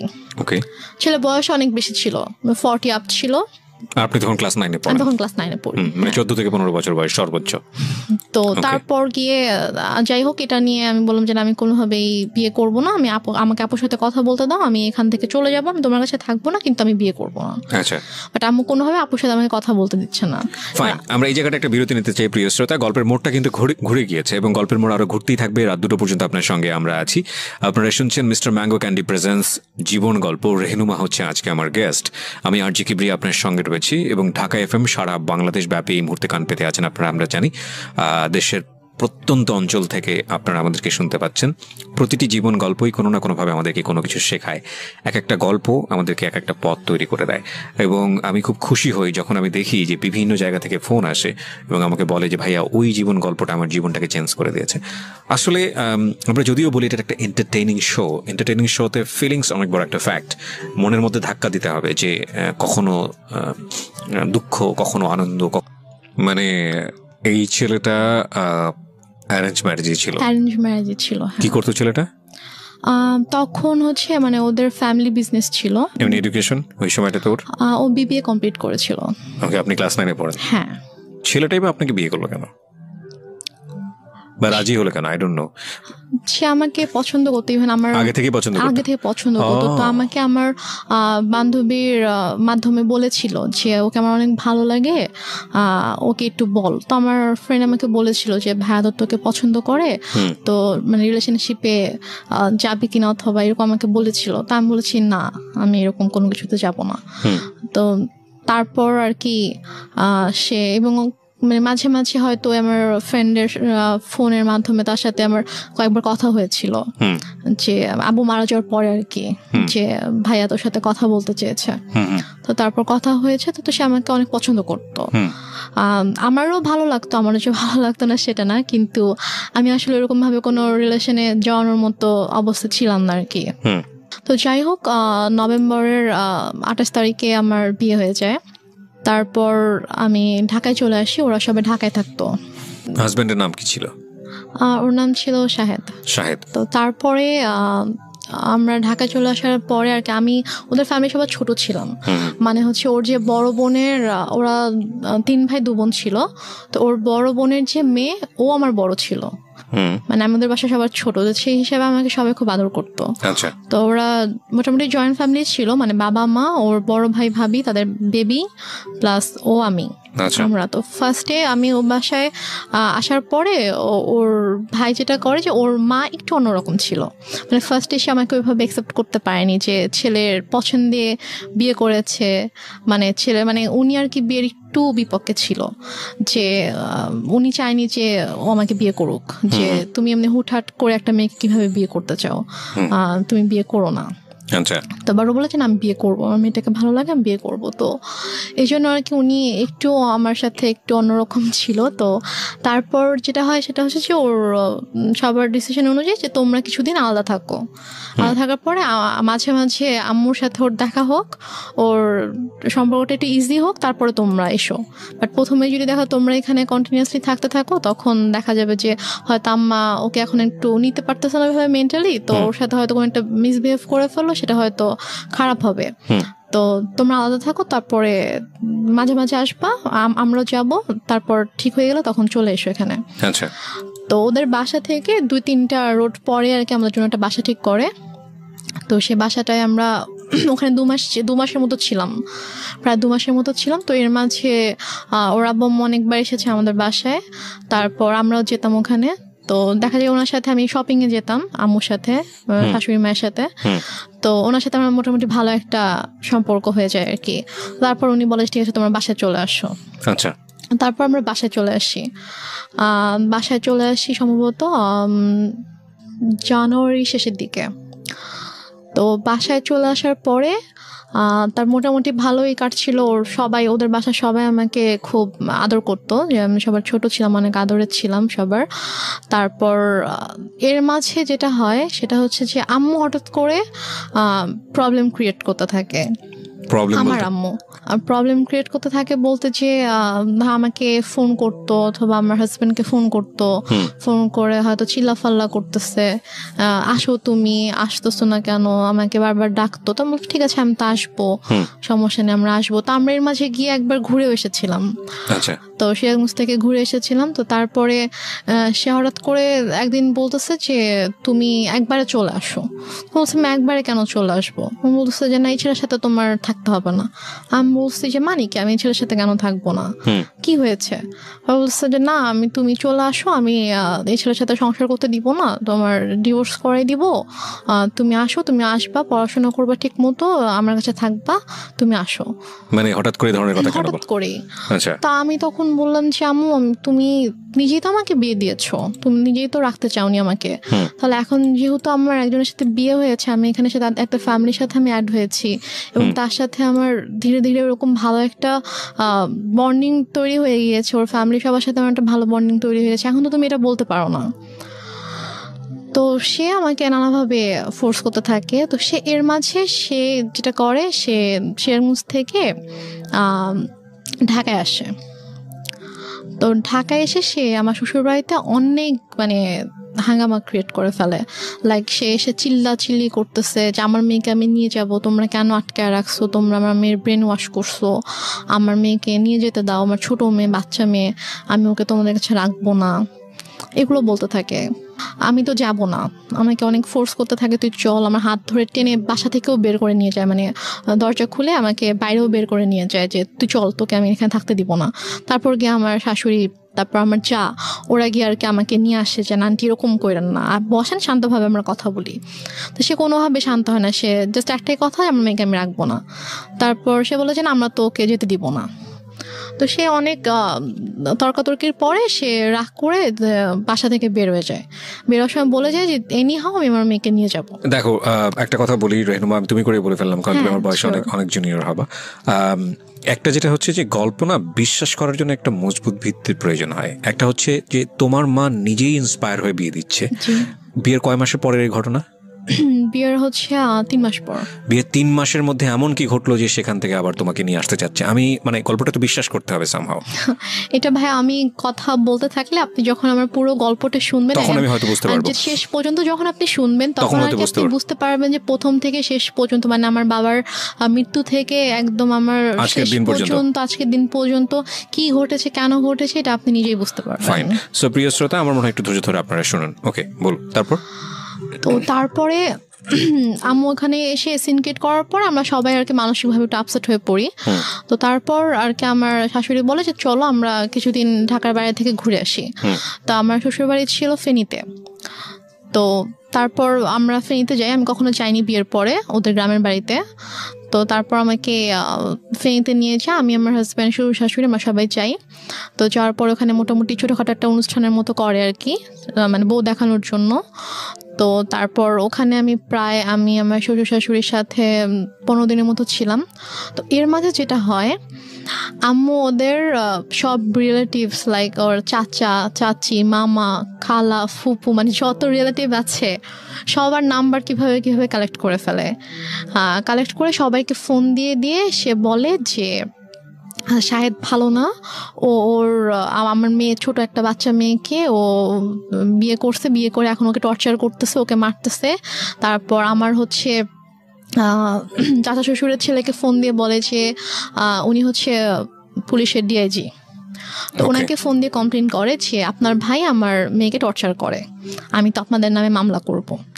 তো স্বাভাবিকভাবে সে যেহেতু আইনের একজন তো সে বলে যে আমি যতটুকু জানি আমার ভাই এরকম কিছু করার কথা না, ঠিক আছে আপনি যেহেতু আমার কাছে কমপ্লেন করেছেন আমি ব্যাপারটা দেখব। তো উনি তারপর আমার হাজব্যান্ডকে, আমার শ্বশুর শাশুড়িকে কথা বলে, ওনার সাথে কথা বলে যে কি হয়েছে। তখন বলতেছে যে তুমি আমাদের কথা বিশ্বাস করবো না, তুমি বৌমার থেকে শুনো যে আমাদের কোনো দোষ নেই অথবা আমরা কিছু করি না, ওর মা এরকম সিন ক্রিয়েট করতেছে। ওর মা একটু অন্যরকম, ওর মাই এরকম ঝামেলা করতেছে, আমাদের ওর থেকে শুনো। তো ভাইয়া আমার সাথে কথা বলার পর ভাইয়াকে বলি যে ভাইয়া এরকম কোনো সমস্যা নেই, শাহেদ আমার সাথে কোনো খারাপ ব্যবহার করেনি, আমাকে কখনো মারেনি, আর ওর সাথে আমার অনেক ভালো সম্পর্ক, কিন্তু আম্মু চাচ্ছে না যে আমি ওর সঙ্গে থাকি, এই জন্য আম্মু এরকম সিনকিটগুলো করছে, আপনি কিছু মনে করেন না, আমি খুবই সরি আমার মার পক্ষ থেকে। এবং ওদের ফ্যামিলি সবার কাছে আমি খুব মানে সরি বলি যে আমার জন্য আপনাদেরকে এত কিছু সহ্য করতে হচ্ছে। মানে ওদের কাছে কন্টিনিউয়াসলি সবার থেকে ফোন আসতে থাকে, ওদের সব রিলেটিভসরা ওদেরকে ফোন দেয় যে কি তোমরা নাকি বউ আটকে রেখে বউকে পিটাচ্ছ। তো সে যেটা করে যে ওদের মানে বাসার যে থানা ছিল ওই থানায় ফোন করে, থানার ওসিকে ফোন করে, ফোন দিয়ে বলে যে অমুক মানে অ্যাড্রেস বলে যে অমুক বাসার মধ্যে আমার মেয়েকে আটকে রাখছে, আমার মেয়েকে আমার কাছে আসতে দিচ্ছে না, আমার মেয়ে অনেক কান্নাকাটি করতেছে আমাকে ফোন দিয়ে, আপনারা প্লিজ ওখানে যান, গিয়ে আমার মেয়েকে আমার কাছে পাঠিয়ে দেন। তখন ওরা বলে যে এটা তো অমুক স্যারের বাড়ি, তো স্যারের ফ্যামিলিতে তো এরকম হওয়ার কথা না, আমি আপনার কথা বিশ্বাস করতে পারছি না, ঠিক আছে আমাকে এটা দেখতে হবে। তো উনি দেন আমার ওই যে ভাসুরকে ফোন করে, ডিআইজি যিনি ওনাকে ফোন করে বলে যে স্যার এরকম একজন ফোন দিয়েছিল, এখন আমি কি করব, আমি কি যাবো আপনাদের বাসায়? তখন বলে যে আমার বাসায় যাওয়ার কোনো দরকার নেই, উনি আমাকেও ফোন দিয়েছিল, আমি কথা বলেছি, এরকম কিছু নেই, তুমি চাইলে তুমি যেতে পারো, গিয়ে আমার ভাইয়ের বোর কাছ থেকে শুনে আসতে পারো যে এরকম কিছু হয়েছে কিনা। তো সে বলে না স্যার আমি এটা দরকার মনে করছি না, তো উনি আর আসে না। তো তারপর গিয়ে তো ওই ভাইয়া যখন জানায় আমার হাজব্যান্ডকে, তখন ও বলে যে অনেক হয়েছে, মান সম্মান নষ্টের একটা লিমিট থাকে, ফ্যামিলি সবার সামনে তো করেছিল, এখন এখানেও করছে, তো তুমি একটা কাজ করো, যেহেতু মা যেহেতু এত করে চাচ্ছে তুমি ওনার কাছে গিয়ে থাকো, তুমি যাও, তুমি গিয়ে তার কাছে গিয়ে একটু বুঝা বলো যে এরকম কেন করতেছে, তুমি কিছুদিন তার কাছে থাকো, থাকলে হয়তো তার ভালো লাগবে। আচ্ছা, এটা বলে সে? হ্যাঁ এটা বলে। তো বলে সে, ও ঢাকায় ছিল, আমি ফেনীতে ছিলাম, তো ঢাকা থেকে ফেনীতে আসে, এসে আমাকে ঢাকায় নিয়ে দেন একদিন পরে আমাকে সিরাজগঞ্জে দিয়ে আসে আম্মুর কাছে। তো ওই যে আমি গেলাম, আমাকে আম্মু আর আসতে দেয় না, সে আমার হাজব্যান্ডকেও আসতে দেয় না, আমাকে বলছে নিয়ে যাবো, 15-20 দিন ছিলাম, থাকার পর থেকে তো ওই সবাই ফোন দিচ্ছে, শাশুড়ি ফোন দিচ্ছে, শ্বশুর ফোন দিচ্ছে যে ওকে পাঠান, ওকে নিয়ে আসুক। তো তারপর গিয়ে আমি আম্মুর কাছে থাকা শুরু করলাম। তারপর আমার হাজব্যান্ডের সাথে অলমোস্ট মানে 3-4 মাসের মতো আমার দেখা হয়নি, কারণ আম্মু না আমাকে যেতে দিচ্ছিল ঢাকায়, না হচ্ছে ওকে আসতে দিচ্ছিল। ও আসতে চলে বলতেছিল যে আমার কিন্তু মানে ছোট মেয়ে, ওর কিন্তু 18 বছর হয়নি, নাবালক মেয়ে, আমি কিন্তু তোমার নামে মামলা করে দিব, এই ধরনের কথা বলে। হ্যাঁ এই ধরনের। কিন্তু যখন আপনাকে বিয়ে দেওয়া হয়েছিল সেই সময়টাতে পেপারে কি মা সাইন করেনি? না, মা সাইন করেনি। বিয়েটা কিভাবে হয়েছিল? বিয়েটা হয়েছিল হচ্ছে বাসায় কাজী এসেছিল, তো কাজী বিয়ে পড়িয়েছিল, মানে সাইনও নিয়েছিল, কাবির নামে সাইনও নিয়েছিল, তারপর ওখানে 4 জন সাক্ষীও ছিল, কিন্তু মার সাইন ছিল কিনা অথবা করেছিল কিনা সেটা আমার ঠিক মনে নেই, তো মনে হয় না মা সাইন করেছিল। কারণ পরে যখন আমি যখন পেপারস দেখেছিলাম তখন দেখেছি ওখানে যে সাক্ষীদের সাইন ছিল, আমার আর আমার হাজবেন্ডের সাইন ছিল।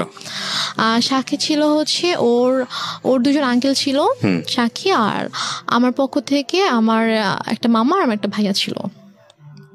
ফাইন, এখানে একটা বিষয় জড়িত আছে, ওর ফ্যামিলি থেকে কি লোকজন এখানে এসেছিল? হ্যাঁ। তোর ফ্যামিলির পক্ষ থেকে ওর বাবা মা কেউ সাইন করেনি পেপারে?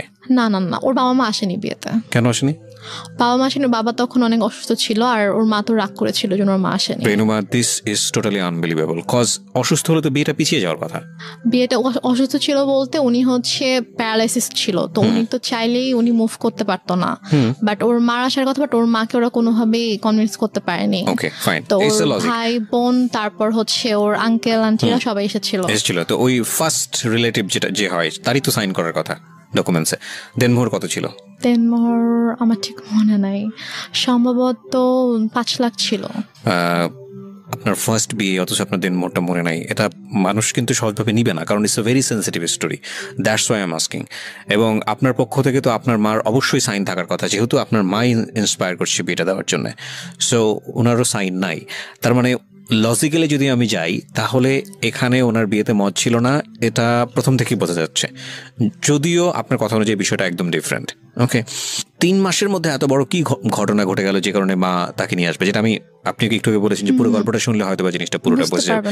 ওকে, সো আমাদের এখানে একটা ডিলেমা তৈরি হচ্ছে প্রিয় শ্রোতা, বাট আমরা এখনই কোনো রেজাল্টে না যাই, আমরা একটু সামনের দিকে যাই, দেখি লজিক্যালি মেলে কিনা। হ্যাঁ, তারপর কি হলো? তারপরে হচ্ছে আমার ওদের ফ্যামিলি থেকে সবাই আম্মুকে ফোন করতো, আম্মুকে বোঝানোর চেষ্টা করতো যে আমরা আসি সামনাসামনি কথা বলে ঠিক করার চেষ্টা করি যে দেখি ঠিক হয় কিনা, আপনি কেন এরকম করছেন। তো বাট আম্মু বলেছে আমি এই বিষয়ে কোনো কথাই বলবো না, মানে একটাই কথা ছিল তার যে আমি আমার মেয়েকে সংসার করতে দিব না, আমি আপনার ছেলের সাথে রাখবো না। তো এদিকে আমার সাথেও কথা বলতে দিত না, লাইক আমার ফোন আমার থেকে নিয়েছিল, আমার ফোন আমার কাছে রাখতে দিত না। আমার হাজবেন্ড ফোন করতো আম্মুর ফোনে, ফোন করলে আমাকে কখনো দিত কখনো দিত না। তো আমি অনেক কান্না করতাম, আমার মন অনেক খারাপ থাকতো যে আমি ওখানে যেতে চাই। আমি আম্মুকে অনেক ইভেন আমি আম্মুর পায়ে ধরেও কান্না করেছি, আম্মু তুমি কেন এরকম করছো আমাকে বলো। সে আমাকে কোনো কারণও বলতো না যে কেন সেরকম করছে। আমি বলছি আম্মু তুমি তো আমাকে বিয়ে দিয়েছো, এখন যখন আমি একটা জায়গায় গিয়েছি, আমার বিয়ে হয়েছে, আমি আমার হাজব্যান্ডকে অনেক ভালোবাসি, আমি ওর ফ্যামিলির সাথে অনেক ভালোভাবে মিশে গিয়েছি, তো এখন কেন তুমি সবাইকে এরকম কষ্ট দিচ্ছ, আমাকে কেন তুমি কষ্ট দিচ্ছ আম্মু। যাই হোক, তারপরে গিয়ে আম্মু যেটা করলো যে ওদের সাথে অনেক কথাবার্তা যখন হলো, ও অনেক বার রিকোয়েস্ট করলো, তো বলো ঠিক আছে তুমি সিরাজগঞ্জ আসো, এসে ওর সঙ্গে দেখা করে যাও।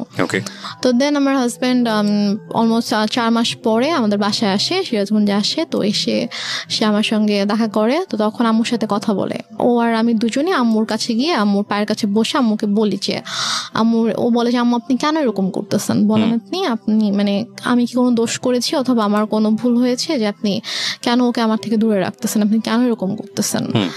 আম্মু বলেছে না আমি কোনো কথা শুনবো না, আমি তখন ভুল করছি, আমার বাচ্চা মেয়েকে বিয়ে দিচ্ছি, এখন আমি বুঝতেছি যে আমার ছোট একটা মেয়েকে এভাবে এত কম বয়সে বিয়ে দেওয়া উচিত হয়নি। এখন আমি চাই সে পড়াশোনা করবে, পড়াশোনা শেষ করবে, করে এস্টাবলিশড হবে, দেন সে চাইলে তার পছন্দ অনুযায়ী কাউকে বিয়ে করবে, কিন্তু আমি যেটা ভুল করেছি আমার সেই ভুলটা শুধরাতে হবে। সে ওর সাথে সায়দার সাথে অনেক রুড বিহেভ করে। আপনি কি করেন ওই সময়টাতে? আমি জাস্ট তখন আমি ওকে নিয়ে আমার রুমে চলে আসি, এসে বলি যে তুমি এখান থেকে চলে যাও, এভাবে অপমানিত হওয়ার কোনো মানে হয় না, তুমি চলে যাও, তোমার আশা লাগবে, আমি যদি আম্মুকে বুঝাতে পারি আমি চলে আসবো। আপনাদের আর কোনো আত্মীয়স্বজন ছিল না আশেপাশে যারা আপনাদেরকে বিয়ে দিয়েছে, তারা কোনো স্টেপ নিচ্ছিল না? কেউ তো কিছু জানতো না। আর আপুর সাথে তো আমার টোটালি কথাবার্তা ওরকম কথা হতো না, কারণ আপুকে আম্মু বলেছিল যে আম্মু আমাকে বিয়ে দেয়নি, আমি নিজের ইচ্ছে বিয়ে করেছি, এবং আমি পালিয়ে গিয়েছিলাম, সেখান থেকে আম্মু আমাকে নিয়ে এসে আমাকে বিয়ে দিয়েছে। ওই জন্য আপু রাগ করে আমার সাথে কথা বলতো না আর কি। আর আমি যে তারপরও যে আমি কারো কাছে হেল্প চাইবো অথবা ফোন করবো, এটা আমার ছিল না। আমি যে কোথাও একা একা বাসা থেকে বের হয়ে আমি যে কারো কাছে একটা যাবো, গিয়ে যে আমি খুলে বলবো ঘটনা, অথবা আমি যে বাসা থেকে পালিয়ে চলে যাবো ঢাকায়, ওইরকম তখন হয়তো আমি অনেক ছোট ছিলাম, ওইরকম কোনো সাহস আমার ছিল না, অথবা আমি যে যাবো এরকম কোনো একটা সিচুয়েশন ছিল না। কারণ ফাইন, আমরা এই পার্টটাতে কিছু জিনিসের সমাধান পাচ্ছি না, cause it's one kind of mystery. আরেকটা বিষয় সেটা হলো যে ছেলে তো ম্যাচিউর ছিল, তো ছেলে যদি ম্যাচিউর থাকে তাহলে ছেলের একটা, এবং মেয়েরও দেখলাম যে ওখানে আমাদের রেহনুমারও একটা ইচ্ছা ছিল, শাহেদ ম্যাচিউর, রেহনুমার ম্যাচিউর, বয়সের যে নেওয়ার জন্য ট্রাই করছে আমাকে। তো তখন আম্মু ওকে একটা শর্ত দেয়, আমার হাজব্যান্ডকে একটা শর্ত দেয়, এবং আমার আম্মু জানে যে এই শর্তটা কখনোই ও মানবে না। শর্তটা ছিল হচ্ছে যে ও বলে যে তুমি যদি রেনুমাকে নিয়ে থাকতে চাও তাহলে তোমাকে আলাদা থাকতে হবে। আলাদা থাকতে হবে তোমার ফ্যামিলি থেকে? হ্যাঁ, আচ্ছা, তোমার ফ্যামিলি থেকে আলাদা থাকতে হবে, তুমি ওকে নিয়ে তুমি আলাদা একটা বাসা নিবা, তুমি তোমার আব্বু আম্মু তোমার ফ্যামিলির সাথে থাকবা না, এবং তোমার আব্বু আম্মু কখনো তোমার বাসায় আসবে না। আমি বলছি যে এটা কেমন কথা? তো বলে যে আপনি যদি ওকে নাও দেন তারপর আমি কখনো বাবা মাকে ছেড়ে আমি আলাদা বাসায় যাবো না, কারণ আমার বাবা মা আমার কাছে অবশ্যই আগে। আর প্লাস ঠিক আছে আপনি তো ওকে এখন আটকাচ্ছেন এটা বলে যে হ্যাঁ ওর তো এখন বয়স হয়নি, ওর ছোট, আপনি মামলা করতে পারবেন, বাট ও যখন ম্যাচিওর হবে, ওর যখন বয়স হবে তখন তোকে আপনি আটকাতে পারবেন না। এবং আমি জানি যে আমি যেরকম ওকে ভালোবাসি ও আমাকে ভালোবাসে, এবং আশা করি যে ইনশাল্লাহ যখন সময় হবে তখন আমি আমার ওয়াইফকে আপনার থেকে নিয়ে আসবো, বাট আমি আমার বাবা মাকে ছেড়ে থাকতে পারবো না, এটা আমি করতে পারবো না। ওকে। তারপর যেটা হয় যে ওর সাথে আমার তো কাছে তো ফোন ছিল না, ওর সাথে যোগাযোগের একমাত্র ওয়ে ছিল আম্মুর ফোন। তো আম্মুর কাছ থেকে ফোনটা নিয়ে ওকে ফোন করার জন্য অনেক রিকোয়েস্ট করতে হতো, অনেকবার ফোন দেওয়ার পরে হয়তো আম্মু আমাকে ফোন দিত। তো এইভাবে আর কি যোগাযোগ ছিল। তো এক পর্যায়ে যেটা হয় যে ও মাসে হয়তো একবার আসতো, দুবার আসতো, এসে আমার সাথে দেখা করে জাস্ট চলে যেত ঢাকায়। তারপর আম্মু একবার হচ্ছে ওই ঈদের সময় ওর আপু আম্মু সবাই ফোন করে যে ওকে একটু পাঠান, আমরা সবাই একসাথে গ্রামের বাড়িতে গিয়ে ঈদ করবো, তো ও না থাকলে কেমন হবে, ওকে একটু পাঠান। তো আম্মু কোনোভাবে পাঠাতে চায় না, বাট ওরা যখন সবাই ফোন দিয়ে অনেক রিকোয়েস্ট করে, তো তারপরে গিয়ে আম্মু বলে ঠিক আছে ওকে নিয়ে যাও। তো তারপর আমি যাই, তো ওদের সাথে একটা ঈদ করেছিলাম। তো ঈদ করে ঈদের 2 দিন পরে আর কি আমি আবার চলে আসি। তো আসার পরে তো এভাবে আর কি চলছিল, ওর সাথে মাঝে মাঝে কথা হতো, তারপর মাসে অথবা অনেক সময় 1 মাস 2 মাস পরে আসতো, এসে দেখা করে যেত, বাট আমাকে যেতে দিত না আম্মু। তো এদিকে আমার পরীক্ষা চলে আসছে, মানে এটা হচ্ছে 2011-তে আমার পরীক্ষা ছিল, এসএসসি পরীক্ষা ছিল। তো তারপর আমি কোনো রকমে স্কুলে যেতাম না, আমি জাস্ট বাসায় পড়তাম, পড়ে পরীক্ষা দিলাম। তো এরপরে যেটা হয়, হঠাৎ করে আম্মু টোটালি যোগাযোগ বন্ধ করে দেয়। ওকে বলে যে তুমি আর আসবা না ওর সাথে দেখা করতে।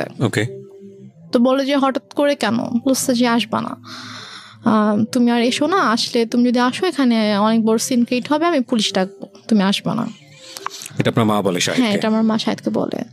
তো ও যেটা করে, ও আসে না, কারণ ওদের সবচেয়ে বড় ভয়টা ছিল যে মান সম্মানের ভয়, যে যাবো পুলিশ ডাকবে, মান সম্মান নষ্ট হয়ে মানুষ জানতে পারবে, যে এটা তো খুবই বাজে একটা ব্যাপার হবে আসলে। তো ও আর আসে না, আম্মুকে ফোন দিত, আম্মু আমাকে ফোন দিত না। তো ওর সাথে অলমোস্ট হচ্ছে আমার প্রায় 7-8 মাসের মতো টোটালি কোনো কথা হয় না, মানে একদমই কথা হয় না। ও আসেও না, ওর সাথে আমার কোনো কথা হয় না। তো তারপর গিয়ে আমার আপু হচ্ছে দেশে আসে 2012 সালের মেবি আগস্টের দিকে আমার আপু দেশে আসে। তো আপু আসার হচ্ছে 2-3 মাস আগে আবার আমার সাথে সাথে কথা হয়। আমি আম্মুর ফোন থেকে ওর সাথে কথা বলি। তো আম্মু যখন জানতে পারে যে হচ্ছে আপু আসতেছে, তখন আর কি ওর সাথে কথা বলে যে তো ওর আপু আসতেছে, তোর আপু যদি আসে, মানে আপু বলছিল যে ঠিক আছে, তো যেহেতু বিয়ে করে ফেলছে, মানে আপু জানে যে আমি যেখানে আছি আমি অ্যাকচুয়ালি কিভাবে আছি আম্মুর কাছে এটা জানে না। আপুকে বলা হয়েছে যে ওর তো শাশুড়ি ভালো না, ও শ্বশুর বাড়িতে থাকতে সমস্যা হয়, তো ছোট মেয়ে, এই জন্য ওকে নিয়ে আসছি, ও এখানেই থাকবে, পড়াশোনা করবে, তারপর গিয়ে হয়তো ঢাকায় ভর্তি হবে। আচ্ছা, এটা বলছে যে তা তখন যাবে, এখন তো ছোট অনেক। তা আপু জানে এটা, আপু মোটামুটি তখন নর্মাল হয়েছে, আমার সাথে মোটামুটি একটু কথা বলে। তো তারপর আর কি আপু যখন আসে, তা আপু আসার আগে আবার ওর সাথে সে নর্মাল হয়ে যায়, কারণ আপুকে তো দেখাইতে হবে। তার প্ল্যানিংটা ছিল আসলে অন্যরকম, সেটা আমি বললে বুঝতে পারবেন। তো সে যেটা করে, সে শাহেদার সাথে কথা বলে যে বাবা যাই হয়েছে তুমি আসো, তুমি সিরাজগঞ্জে আসো। তো ও সিরাজগঞ্জে আসে, আসার পরে 2 দিন ছিল, তারপর ওকে বলে যে দেখো ওর আপু আসবে, আপু আসলে কিন্তু আপুর সাথে ভালো করে কথা বলবা, যেগুলো হয়েছে এগুলো কিছু জানানোর দরকার নাই, আমি ইনশাল্লাহ সবকিছু ঠিক করে দিব, যাই হয়েছে ভুলে যাও, আমি তোমাদের সবকিছু ঠিকঠাক করে দেবো। আপু আসলে হয়তো আমরা বড় করে একটা অনুষ্ঠান করতে পারি, যেহেতু তোমাদের ওরকম বড় কোনো অনুষ্ঠান হয়নি, তো বড় করে একটা অনুষ্ঠান করতে পারি, তো করলে তখন সব ঠিকঠাক হয়ে যাবে। তো এটা বলে, তো বলার পরে আপু যখন আগস্টে আসে, আপু মানে যেদিন আপু ঢাকায় আসে, আসার পরে হচ্ছে আপু শ্বশুরবাড়ি ঢাকাতে। তো 2 দিন পরে আপু যখন আমাদের সিরাজগঞ্জে যখন আসবে, তো ওই দিন হচ্ছে শাহেদেরও আসার কথা। তো শাহেদ বলছে যে আম্মুকে ফোন দিয়ে বলছে যে আম্মু আমার একটা কাজ পড়ে গেছে, মানে ওদের হচ্ছে একটা প্রিন্টিং প্রেস ছিল, তো ওই প্রেসে হচ্ছে যে ওদের একটা অর্ডার ছিল, অনেক বড় একটা অর্ডার ছিল, তো ওটা হচ্ছে কমপ্লিট হয়নি। এখন ও যদি ওখান থেকে চলে আসে, তাহলে দেখা যাবে যে ওই কাজটা হবে না, তো অনেক বড় লস হয়ে যাবে। তো বলছে যে আম্মু আমার তো কাজ শেষ হতে তো সন্ধ্যা হয়ে যাবে, তো ওর হচ্ছে ভোরবেলা রওনা দেওয়ার কথা। তো আমি রাতে আসি, সন্ধ্যাবেলা কাজটা শেষ করে আমি হয়তো 8-9টার দিকে রওনা দিলাম, দিয়ে আমি রাতের মধ্যে চলে আসবো। আপুদেরকে একটু বললেন আমি চলে আসবো, সমস্যা নেই, কিছু মনে করতে মানা করেন। আমি বলে যে এখন আসবা, বলছে যে আমি আসলে তো এখানে কাজকেও মানে কাজ দেখতে পারবে না, সমস্যা হয়ে যাবে। বলেছে এখন আসতে হবে, এখন আসতে হবে। আমি জানি না, আমার বড় মেয়ে 12টার মধ্যে চলে আসবে, মানে এটা সকাল 10টার দিকের কথা আর কি। তুমি এখন রওনা দাও, তুমি চলে আসো, তোমার তো 3-4 ঘন্টার বেশি লাগবে না, তুমি চলে আসো, সমস্যা নেই। ও বলছে যে আম্মু আমার পক্ষে এখন আসা সম্ভব না, আমি আসলে আমার কাছে দেখার কেউ নাই। তো এটা নিয়ে অনেক তর্কাতর্কি হয়। তো হওয়ার পরে লাস্টে গিয়ে আম্মু ওকে বলে যে তোকে আমি এখন বলছি তুই এখন আসবি। রেগে যায় আর কি, রেগে যায়। আম্মু রেগে ওকে তুই তো করে শুরু করে, বলে যে তোকে আমি বলছি তুই এখন আসতে হবে। এবং ওর এটা নিয়ে খুব মানে ইয়া হয়, ওর ইগোতে লাগে যে তোমার শাশুড়িকে আমাকে তুই করে কথা বলবে। তো বলে যে আম্মু আমি যাবো না। বলছে তুই যদি এখন না আসিস, এখন যদি রওনা না দিস, তুই যদি এখন না আসিস তাহলে তুই জীবনও এখানে আসবি না, তুই ভুলে যা আমার মেয়েকে, জীবনে আসতে পারবি না, আমি তোদের রিলেশন জীবনেও ঠিক করবো না, তুই আসবে জীবনে আসতে পারবি না। তো বলছে যে আম্মু মানে এটা তো বুঝতে হবে, আমার সমস্যাটা যদি আপনি না বুঝেন তাহলে তো আমার কিছু করার নেই। তো তারপরও মানে ও চেষ্টা করে বুঝাইতে, বাট আম্মু বলেছে না এনিহাও আসতে হবে। তো বলেছে আমার পক্ষে সম্ভব না আসা। তো যাই হোক ও ফোনটা রেখে দেয়। তো আপুরা চলে আসে। তো আপুরা আসার পরে আপুদেরকে যেটা বলে সেটা হচ্ছে যে ও বলছে যে আপনার মেয়ে আসছে তো আমি কি করব, আমার কেন যাইতে হবে, আমি যাইতে পারবো না আপনার মেয়ের সাথে দেখা করতে। আপনার বড় মেয়েকে বললেন তার যদি আমার সাথে দেখা করতে হয় সেজন্য আমার বাসায় এসে আমার সঙ্গে দেখা করে, বাট এটা কিন্তু ও বলেইনি। তারপরে গিয়ে বলে যে আপু এটা শুনে খুব হার্ট হয় যে কেন এটা বলবে, আমাদের ছোট, ওকে আমরা নিজেরা ডাকলাম যে হ্যাঁ আম্মু ওকে আসতে বললো, আমরা ওর সাথে দেখা হয়নি, ওর সাথে দেখা করব, তো ওর ফ্যামিলির সাথেও দেখা করব, তো কেন এভাবে রিয়াক্ট করছে। তো তারপরে গিয়ে বলে যে হ্যাঁ তোমাকে তো বলছিলামই ছেলে ভালো না, ছেলের মা ভালো না, ছেলে এরকমই, দেখছো কিরকম বেয়াদব। মানে আম্মু এটা করছে হচ্ছে সম্পূর্ণ ইচ্ছাকৃতভাবে। ফার্স্টে ওকে ঠিকঠাক করছে, ওর সাথে সম্পর্কটা ঠিক করছে, ঠিক করে ও আসছে। তারপর যেদিন আসবে, কারণ আসলে আপুর সাথে দেখা হলে তো সবকিছু নর্মাল হয়ে যেত, এবং হয়তো আপুর সাথে সম্পর্কটা যদি নর্মাল হয়ে যেত, তখন যদি আমি শ্বশুরবাড়িতে চলে যেতাম তখন হয়তো আপুকে ডিটেল ঘটনাটা বলতে পারতাম যে আসলে ব্যাপারগুলো কিন্তু এতদিন এভাবে ঘটেছে। আম্মু আসলে এটা চাইনি যে আমাদের সম্পর্কটা স্বাভাবিক হোক এবং আপুর সাথে ওর সম্পর্কটা স্বাভাবিক হোক। তো ইচ্ছাকৃতভাবে আম্মু এরকম সিনক্রেটটা করেছে। তো আপু ভাইয়া তো অনেক রেগে গেল।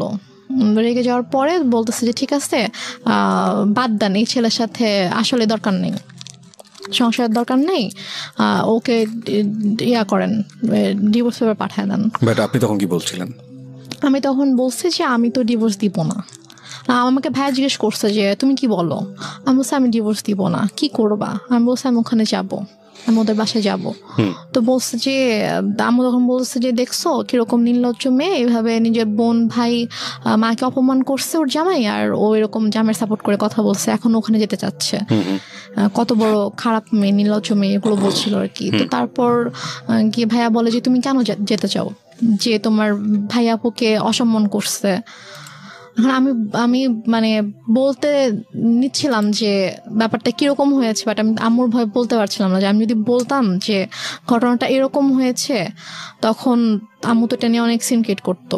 তো দেন আর রাতের বেলা আপু বলছে যে আমি ভাবছি যে রাতের বেলা যখন ঘুমাতে যাবো, আম্মু যখন ঘুমিয়ে যাবে তখন আমি আপুকে গিয়ে বলবো যে আপু ঘটনাগুলো কিন্তু এরকম হয়েছে, তুমি ওকে ভুল বুঝো না, তুমি ব্যাপারটা প্লিজ সলভ করো, আমি এটা বলতে চেয়েছি। তো তারপর রাতে যখন আপুকে বলেছি আপু আমি তোমার সাথে ঘুমাবো, বলছে আচ্ছা ঠিক আছে। তো আম্মু যেটা বলে যে তোমরা 2 বোন ঘুমাবা, চলো আমরা 3 জন একসাথে ঘুমাই। কারণ আম্মু হয়তো বুঝতে পেরেছে যে আমি যদি আপুকে কিছু বলে দেই, তারপর বলে যে আমি তোমাদের সাথে ঘুমাবো। পরে আমি বলছি যে না আমি আর আপু ঘুমাবো রুমে, আর খাটে তো 3 জনের জায়গা হবে না। তো আপুর তখন বেবি ছিল 2টা। তো আপুর যে বড় বেবিটা ওর বয়স ছিল 2.5 বছর, তো ওর বাবার সাথে ঘুমাবে আর কি। তো আমি বলছি যে আমি আর পিচি বাবুটা আর আপু ঘুমাবো, তো বেডে তো জায়গা হবে না। সমস্যা না, আমি ফ্লোরে ঘুমাচ্ছি, তোমরা 2জনই শুধু গল্প করবা, মাকে নিবা না গল্পে, মানে সেরকম বলতেছে। তো পরে এখন ওখানে তো আর মানা করার কিছু নাই, সেভাবে বলছে। আপু বলছে ঠিক আছে আসো, সমস্যা নেই, আসো ফ্লোরে ঘুমাও। তো সে ফ্লোরে বেড করছে, আমি আপুকে বলতে পারলাম না যে যেটা বলতে চেয়েছি বলতে পারলাম না। তো তারপর আমি অনেকবার চেষ্টা করেছি, আপু যে কয়দিন দেশে ছিল, আপু আমাদের বাসায় 2 দিন ছিল, তো ওই 2 দিনেও পারিনি। তারপর আপু যাওয়ার আগে যখন আমি ঢাকায় এসেছিলাম আম্মুর সাথে আপু শ্বশুর বাড়িতে, তখন আমি বলার চেষ্টা করেছি, আমি সুযোগ পাইনি, মানে আম্মু আমাকে সুযোগটা দেয়নি, আমি আপুর সাথে একা কোনোভাবে কথা বলবো ওই সুযোগটা দেয়নি। ঢাকায়ও যখন আমরা ঘুমিয়েছি, আম্মা আমাকে নিয়ে ঘুমিয়েছে একটা রুমে, আর আপুর সাথে যখন দিনের মধ্যে স্বাভাবিকভাবে ওরা অনেক বিজি ছিল, তারপর আমি ট্রাই করেছি, সুযোগও পেয়েছি অনেক, বাট আম্মু কোনো না কোনোভাবে আমাকে কথা বলতে দেয়নি আর কি। তো আমি যাই হোক আমি কথা বলতে পারিনি। তো আপু চলে গেল, আপু চলে যাওয়ার পরে এটা হচ্ছে 2012 সালে আপু সেপ্টেম্বরের দিকে চলে গেল। তো যাওয়ার পরে ওর সাথে ওই আগস্ট থেকে কিন্তু আমার আবার কোনো যোগাযোগ নেই। তো হঠাৎ করে 2013 সালের এপ্রিলে হঠাৎ করে আমার কাছে ফোন আসে যে আমার শ্বশুর অনেক অসুস্থ, উনি হসপিটালে ভর্তি এবং ডক্টর বলেছে যে হয়তো 2-1 দিনের মধ্যে, মানে আইসিইউতে ছিল, যে 2-1 দিনের মধ্যেই হয়তো সে আর করবে না। তো উনি নাকি যখন মানে অসুস্থ হয়ে যায় আইসিইউতে যাওয়ার আগে নাকি উনি বলেছে যে মানে আমাকে দেখতে চায়, আমার কথা বলেছে যে ওকে একবার দেখতে চাই, ওকে একটু নিয়ে আসো। তো এই জন্য ওরা আবার ওদের বাবাকে প্রচন্ড ভালোবাসতো আর কি। তো ওরা সবাই আম্মুকে ফোন দিয়ে মানে এটাও বলছে, আন্টি আপনার পায়ে ধরি প্লিজ আপনি ওকে পাঠান, ওকে আব্বু দেখতে চাইছে। তো আম্মু কোনোভাবে রাজি হয় না, আমি অনেক কান্নাকাটি করে আম্মু প্লিজ যেতে দাও। আমার শ্বশুর আমাকে অনেক আদর করতেন, মানে আমি ওনাকে বাবা ডাকতাম, আমার আব্বুকে আমি বাবা ডাকতাম। তো মানে উনি আমাকে খুবই আদর করতো। তো আমি যখন শুনি যে এরকম অসুস্থ, আমার খুবই খারাপ লাগে। এবং আমার বাবা মারা যাওয়ার পর থেকে আমি যে কদিনই ওনার সাথে ছিলাম, আমার কাছে জাস্ট মনে হয়েছে যে এটা আমার বাবা। তো আমি আম্মুকে অনেক রিকোয়েস্ট করি, তারপর ওরাও তো কন্টিনিউয়াসলি ফোন দিচ্ছিল। তারপর আম্মু বলে ঠিক আছে আমি ওকে নিয়ে আসতেছি, আমি নিয়ে যাব, আমি নিয়ে আসবো, তোমাদের আসতে হবে না। তো আম্মু আমাকে নিয়ে ঢাকায় আসার পরে তো হসপিটালে ছিল, আম্মু 2 দিন ছিল, 2 দিন রেডি করে দেন আমার পেপারস নিয়ে আসে যে তুমি এখানে সাইন করে দাও। তো আমি বলছি কিসের পেপারস? তো বলেছে যে এটা ডিভোর্স পেপার। তো আমি বলেছি যে আমি সাইন করব না, তোমাকে সাইন করতে হবে। আমি বলছি না আম্মু আমি করবো না সাইন। তো তারপর আম্মু আমাকে ফোর্স করে, আম্মুর সাথে একটু তর্কাতর্কি হয়, আম্মু আমাকে মানে একটু মারধরও করে। তো তারপর গিয়ে আমি ওই দিন সাইন করি না। তো তারপর গিয়ে তার কয়েকদিন পরে হঠাৎ করে আম্মু বলে যে সকালবেলা বলছে যে চলো এক জায়গায় যেতে হবে। তো আমি বললাম কোথায়? চলো গেলে দেখতে পাবা। তো গিয়েছি, তো যেয়ে দেখি যে একজন হচ্ছে লয়ার, তো ওনার বাসা আর কি। তো ওনার বাসায় গিয়েছি, তো ওনার বাসায় দেখি ওই লয়ারটা আছে, সাথে আরেকজন লোক আছে। পরে বুঝতে পারলাম উনি হচ্ছে কাজী। আচ্ছা। তো ওখানে গিয়ে আমাকে পেপারসগুলো নিয়ে বলছে যে নাও এখানে সাইন করো, সাইন করতেই হবে, এখানে কোনো সিনকিট করো না, এখানে সাইন করে দাও। তো আমি তো কিছুতেই সাইন করব না, আমি অনেক কান্নাকাটি করছিলাম। তো লয়ার ওয়াইফ বলছিল যে আপা আপনি তো বলেছেন যে আপনার মেয়ে নিজের ইচ্ছায় ডিভোর্স দিতে চায়, তো মেয়ে কেন কান্না করছে? ওকে, তাহলে কি মেয়ে চায় না? তো আমি তখন বলছি আঙ্কেল আমি চাই না, প্লিজ হেল্প মি, আমি চাই না আমার হাজবেন্ডকে ডিভোর্স দিতে। হ্যাঁ আমি লয়ারকে বলেছি আঙ্কেল আমি ওকে অনেক ভালোবাসি, আমি ওর সঙ্গে থাকতে চাই, ও আমার সঙ্গে থাকতে চায়, আম্মু ফোর্স করছে, আমি চাই না। তো তখন লয়ার বলে যে আপা আমি তো এটা করতে পারবো না, আপনি করেন, আপনি হচ্ছে আমি ওর হাজবেন্ডকে ডাকাবো, ওদেরকে সামনাসামনি কথা বলবো, বলে যদি দেখি যে না ওদের মধ্যে সমস্যা, ওরা সাথে থাকতে চায় না, তখন গিয়ে আমি এটা করবো। তার আগে আমি তো আপনার কথা শুনে বিশ্বাস করে ফেলেছিলাম যে আসলেই ওনার ছেলে ভালো না, বাট মেয়ের অবস্থা দেখে তো আমি এখন বুঝতে পারছি যে না আসলে আপনি মিথ্যা বলেছেন। সে বলে যে আমি আপনাকে টাকা দিচ্ছি, আপনি আমার কাজ করবেন। সে বলে আপা আমি এটা করতে পারবো না। তো এটা নিয়ে আম্মু ওনার সাথে অনেক তর্কাতর্কি করার পর এক পর্যায়ে উনি বলে যে দেখেন আমার মেয়ে ছোট ছিল, ও কিছু বুঝতেছে না, ওকে কিভাবে বুঝাইছে ছেলেটা এরকম ভালো না, আপনি প্লিজ করেন, এটা করেন। আর আপনি ইমোশনাল কেন হচ্ছেন, এটা আপনার কাজ, আমি আপনাকে টাকা দিয়েছি কাজটা করার জন্য, সো আপনি কাজটা করেন। তো এখন লয়ার বলো ঠিক আছে। তো তারপর আমাকে অনেক বুঝাইলো যে দেখো যেহেতু এখন যাচ্ছে না, এখন কি করবা। তো লয়ারের ওয়াইফ এসে আমাকে বলতেছে যে এখন মার কথা শুনতে হয়, মা যেহেতু বলছে, মা তো তোমার ভালোর জন্যই কিছু বলতেছে, মা তো তোমার খারাপ চাইবে না, তুমি হয়তো বুঝতে পারছো না, তুমি ছোট মানুষ, বাট তোমার আম্মু তো বুঝবে, সো থাক এরকম করো না, তুমি করো, সাইন করে দাও। তো দেন আমি সাইন করি, লয়ারের কিছু পেপারস ছিল, তারপর ওই কাজে যিনি এসেছিলেন তিনি ওনার কাছে কিছু পেপার ছিল, ওই কাজীটা ছিল হচ্ছে যে মানে আমাকে বিয়ে পড়িয়েছিল ওই কাজীটা ছিল। তো দেন উনি আমাকে বলতেছিল যে উনি আম্মুকে বলছিল যে আমি তো বিয়ে পড়িয়েছিলাম, হ্যাঁ, তো এর মাঝে এমন মানে কি সমস্যা হয়ে গেল, আবার আমি কিছু বুঝতে পারছি না, আবার এখন ও ওইভাবে কান্না করছে, মানে আমি তো আসলে কিছুই বুঝতে পারছি না। তা আম্মু ওনাকে একটা ধমক দিয়ে বলছে, আপনাকে তাতে কিছু বুঝতে হবে না, আপনাকে আমি পে করে আনছি, আপনার যেটা কাজ আপনি কাজ শেষ করে এখান থেকে চলে যান, এটা আমার পার্সোনাল ম্যাটার। তো তারপর যাই হোক ওখানে আমি এক পর্যায়ে আমি সিগনেচার করে দিই, করে আমরা বাসায় চলে আসি। তো বাসায় চলে আসার পরে আম্মু ওকে পেপারসগুলো তো অফিসিয়ালি পাঠিয়ে দেওয়া হয় শাহেদের কাছে। তো শাহেদ যখন পেপারস হাতে পায়, তখন শাহেদ আম্মুকে ফোন করে যে আম্মু এসব কি, এটা কেন? মিনিংটা হচ্ছে finally you sign the papers? হ্যাঁ, আমি পেপারে সাইন করি। ওকে। তো তারপর শাহেদ যখন আমাকে ফোন করে যে আম্মু পেপার শেষে, আমি তো ওকে ডিভোর্স দিতে চাই না, আমি তো সাইন করবো না। তো বলেছে যে না, তোমাকে তো তুমি সাইন করো, তোমাকে সাইন করতে হবে, তো তোমাকে ডিভোর্স দিয়ে দিয়েছে। বলছে আমি ওর সাথে কথা বলতে চাই, ও আমাকে ডিভোর্স দিতে পারে না, আমি জানি ও আমাকে ডিভোর্স কখনোই দিবে না। তো বলে যে ওর সাথে কথা বলা যাবে না, আর আসলে ব্যাপারটা কি, তোমাকে এখন কিভাবে বলবো নিজের মেয়ের কথা, এখন ওর তো অন্য একটা ছেলের সাথে রিলেশন আছে। এটা আপনার মা বলে? হ্যাঁ, আমার মা ওকে বলে রিলেশন আছে এবং তাকে বিয়ে করতে চায়। এটা কি আপনি সামনে থেকে শুনেছেন নাকি? হ্যাঁ, আমার সামনেই কথা বলতেছিল, বলছে যে ও তো বিয়ে করতে চায়। আমি জাস্ট মানে অবাক হয়ে মার দিকে তাকিয়েছিলাম, বাট আমি কিছু বলতে পারছিলাম না, আমার চোখ দিয়ে পানি পড়ছিল যে মানে কিভাবে পারছে। এখানে আমার একটা প্রশ্ন আছে, সেটা হচ্ছে যে আপনি এতটাই যদি নমনীয় বা সফট হবেন, তাহলে আপনি কিভাবে সাহস করেন যে আপনি রেডিওতে এসে এই গল্পটা আজকে লাখ লাখ মানুষকে বলবেন? মানে আপনি তখন কেন প্রতিবাদ করেননি? আপনার প্রতিবাদের যেই মানে বলতে পারি আমরা যেই স্পিডটা আমরা এখন দেখতে পাচ্ছি, লাখ লাখ মানুষকে জানিয়ে দেবার নিজের পরিবারের গল্প, সেখানে ওখানে একটু সামান্য সাহস করলেই তো হতো, একটু লাউডলি চিল্লালেই তো বুঝতে পারতো পাশ থেকে শাহেদ যে না, আমার স্ত্রী আমার পক্ষে আছে।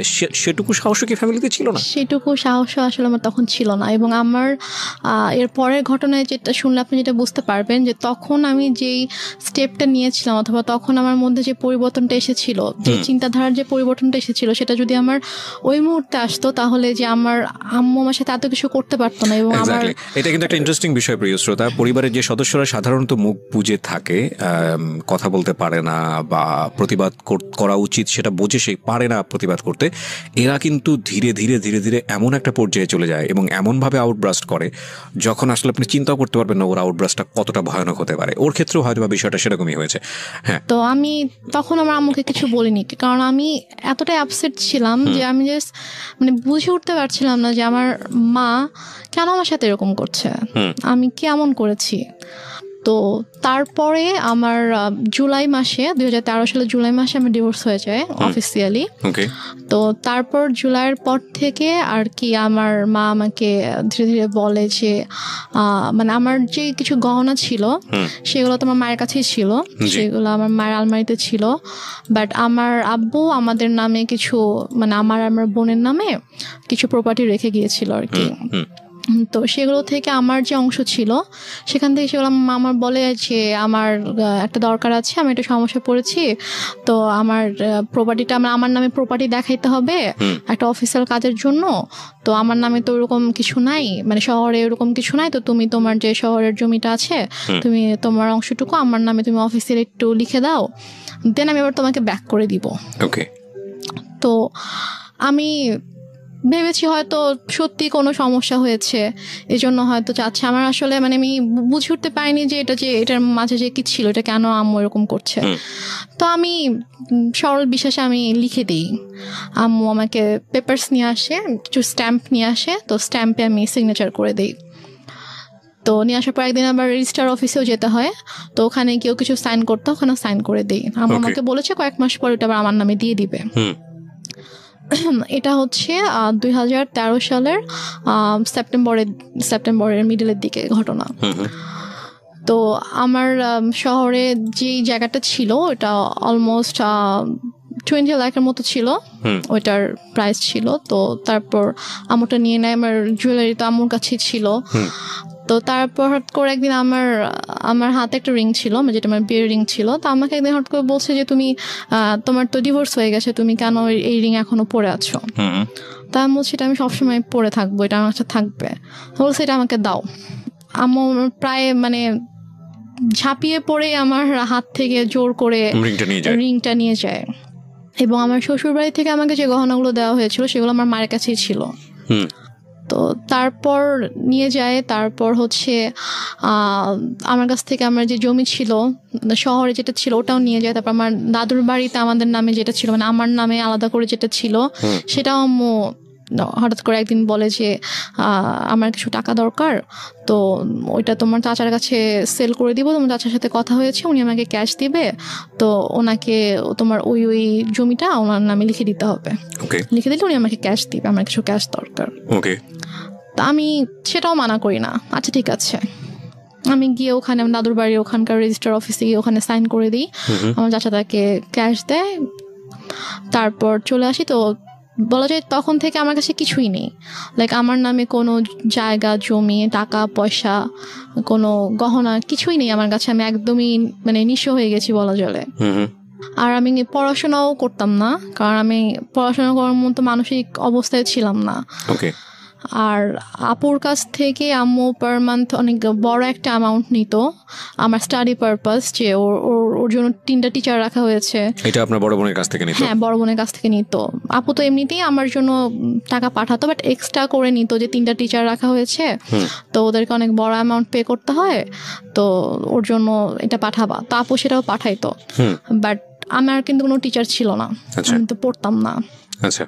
তো তারপরে গিয়ে যেটা হয়, আমার থেকে যখন আম্মু সবকিছু নিয়ে নেয়, তো তারপর কিছুদিন পর থেকে আম্মু মানে একটু অন্যরকম কথাবার্তা শুরু করে আর কি। টেল মি ফ্র্যাঙ্কলি, যেটা আপনার সঙ্গে হয়েছে, মানে কি বলেছে অন্যরকম বলতে আমি বুঝবো না, ঘটনা জানতে চাই। What happen? ঘটনা হচ্ছে আম্মু হঠাৎ করে একদিন আমাকে অনেক বাজে একটা প্রপোজাল দেয়। কি বলে?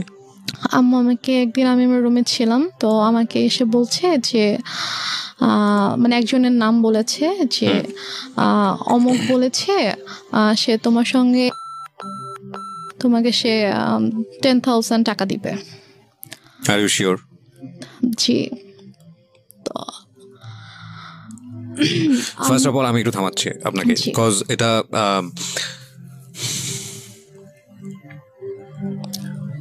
এই লাইনগুলো আমি রেডিওতে প্রচার করিনি, আমি এখানে অনেক কিছু মিউট করে দিয়েছি, বিকজ আমি জানি আমার শ্রোতারা যেটা বোঝার দরকার বুঝে নিয়েছে এবং আমিও বুঝে নিয়েছি। কিন্তু আমার এখানে অনেক বড় কথা আছে এই কারণেই যে মা তো মাই। আমি বললাম তো আপনাকে, শেষ পর্যন্ত সে যাই করুক না কেন সে আমাদের কাছে সম্মানেরই থাকবে, কিন্তু এটা আপনার জীবনে ঘটেছে, সে কারণেই এটা জীবন গল্প। আমি আপনাকে আবারও সতর্ক করছি রেনুমা, এই গল্পটা রেডিওতে এখন মানুষ শুনছে এবং আমাদের ইউটিউবে সারাটা জীবন এটা থেকে যাবে। হ্যাঁ, সো ইফ ইউ হ্যাভ, মানে আপনার এখনও চান্স আছে, আপনি যদি মনে করেন যে না আপনি যেটা বলেছেন সেটা আপনি উইথড্র করবেন, ইউ ক্যান উইথড্র দিস। হ্যাঁ, আমি দরকার হলে এই লাইন সবগুলো বাদ দিয়ে দিব, রেডিওতে প্রচার করবো না। হ্যাঁ, যেভাবে এটা হয়েছে বা যা হয়েছে, যদি আপনি মিথ্যা বলে থাকেন, কারণ মা কিন্তু মাই। এবং একটা বড় জিনিস কি আমি বলি, সৃষ্টিকর্তা পৃথিবীতে আমাদেরকে সর্বশ্রেষ্ঠ যে উপহারটা দিয়েছেন সেটা হচ্ছে মা। হ্যাঁ, এবং পৃথিবীর একটা কথা আছে না, খুনি যদি সন্তান যদি খুন করে পৃথিবীর কোথাও জায়গা নেই, কিন্তু মায়ের আঁচলের নিচে সে জায়গা পায়। এমন একটা, আমি বলছি না যে খুন করে মায়ের আঁচলের নিচে জায়গা পায় মানে হচ্ছে মা খুব ভালো বা এরকম কোনো কিছু না, মানে আমি বলতে চাচ্ছি যে এত কোথাও যদি জায়গা না থাকে তাহলে এরকম একটা জায়গা আছে। এবং মায়ের ব্যাপারে আমাদের ধর্ম, ইসলাম ধর্ম যেটা বলে, সর্বোচ্চ রকম সহনশীল হতে বলেছে। এবং বাবা মায়ের সেবা দানের জায়গাটাতে এমন বলা হয়েছে যে যখন তারা বৃদ্ধ হয় তখন তাদের কেমন ভাবে লালন পালন করো যেভাবে তোমাদেরকে ছোটবেলায় লালন পালন করা হয়েছে, এবং শব্দটি পর্যন্ত উচ্চারণ করো না, এইরকম প্রায়োরিটি দেওয়া হয়েছে। তো এবং আরও আপনি যদি নিজে খোঁজ করেন আপনি নিজেই দেখতে পারবেন। আমি একজন ধর্মীয় বেত্তা নই, আমি যতটুকু জানি ততটুকু আপনার সঙ্গে শেয়ার করলাম। তো এটা তো ধর্মীয় দিক। আপনি ধর্মীয় দিকের বাইরেও যদি আসেন, সামাজিকভাবেও যদি আসেন, পারিবারিকভাবেও আসেন, একটা মা সমাজের জন্য, পরিবারের জন্য কত বড় ভূমিকা রাখে এটা বলার অপেক্ষা রাখে না, সেটা সারা দুনিয়াব্যাপী সমান। But your case is truly exceptional যদি সেটা হয়ে থাকে। সো আমি আপনাকে আরেকবার সুযোগ দিচ্ছি যে আপনি যেটা বলছেন চাইলে আপনি সেটা উইথড্র করতে পারেন। আমি সেটা উইথড্র করবো না, কারণ এটা আমার সাথে ঘটেছে। আমার নিজের মা যে আমাকে জন্ম দিয়েছে সে আমার সাথে এরকম করেছে। ওকে, তারপর কি হলো? তারপর আমার মা আমাকে এভাবে বলার পরে আমি এতদিন সবকিছু সহ্য করেছি। আমি হয়তো টুকটাক তর্ক করেছি, ঝগড়া করেছি, বাট ওরকম এক্সট্রিম লেভেলের আমি কখনো কিছু করিনি, আমি চুপই থেকেছি। বাট আমাকে যেদিন থেকে এই কথাটা বললো তখন থেকে আমি আর কি টোটালি আমি বুঝে যাই না এই মানুষটা কখন আমার ভালো চায়নি। সো আপনার লেখাপড়া কি ওই সময়টাতে স্টপ ছিল? আমার লেখাপড়াটা স্টপই ছিল, কারণ আগে আমি মেন্টালি ডিপ্রেসড ছিলাম, আমি পড়তে পারতাম না, আমি পড়তাম না। তারপর বাসায় কোনো টিচারও ছিল না। যে লোকটার নাম বলা হয়েছে সে লোকটাকে আপনি চিনতেন? হ্যাঁ, লোকটাকে আমি চিনতাম। ওনার কি আসা যাওয়া ছিল আপনার বাড়িতে? না, আমাদের বাসায় আসা যাওয়া ছিল না, কিন্তু উনি হচ্ছে আমাদের যে এলাকাটায় আমরা ছিলাম ওই এলাকারই ছিল উনি। উনি কি প্রভাবশালী লোক ছিল? মোটামুটি। ওকে, আচ্ছা। তারপরে আমার মা, আমি জাস্ট স্ট্রেট বলে দেই যে আমার পক্ষে এটা সম্ভব না। তখন আমাকে বলে যে তোমার কি আরো বেশি টাকা লাগবে? তা আমি বলি যে না, আমার টাকা লাগবে না, বাট আমি এই ধরনের কোনো কিছু করবো না। সো প্লিজ তুমি কখনো এই ধরনের কথা। অভাব তো ছিল না আপনাদের ফ্যামিলিতে?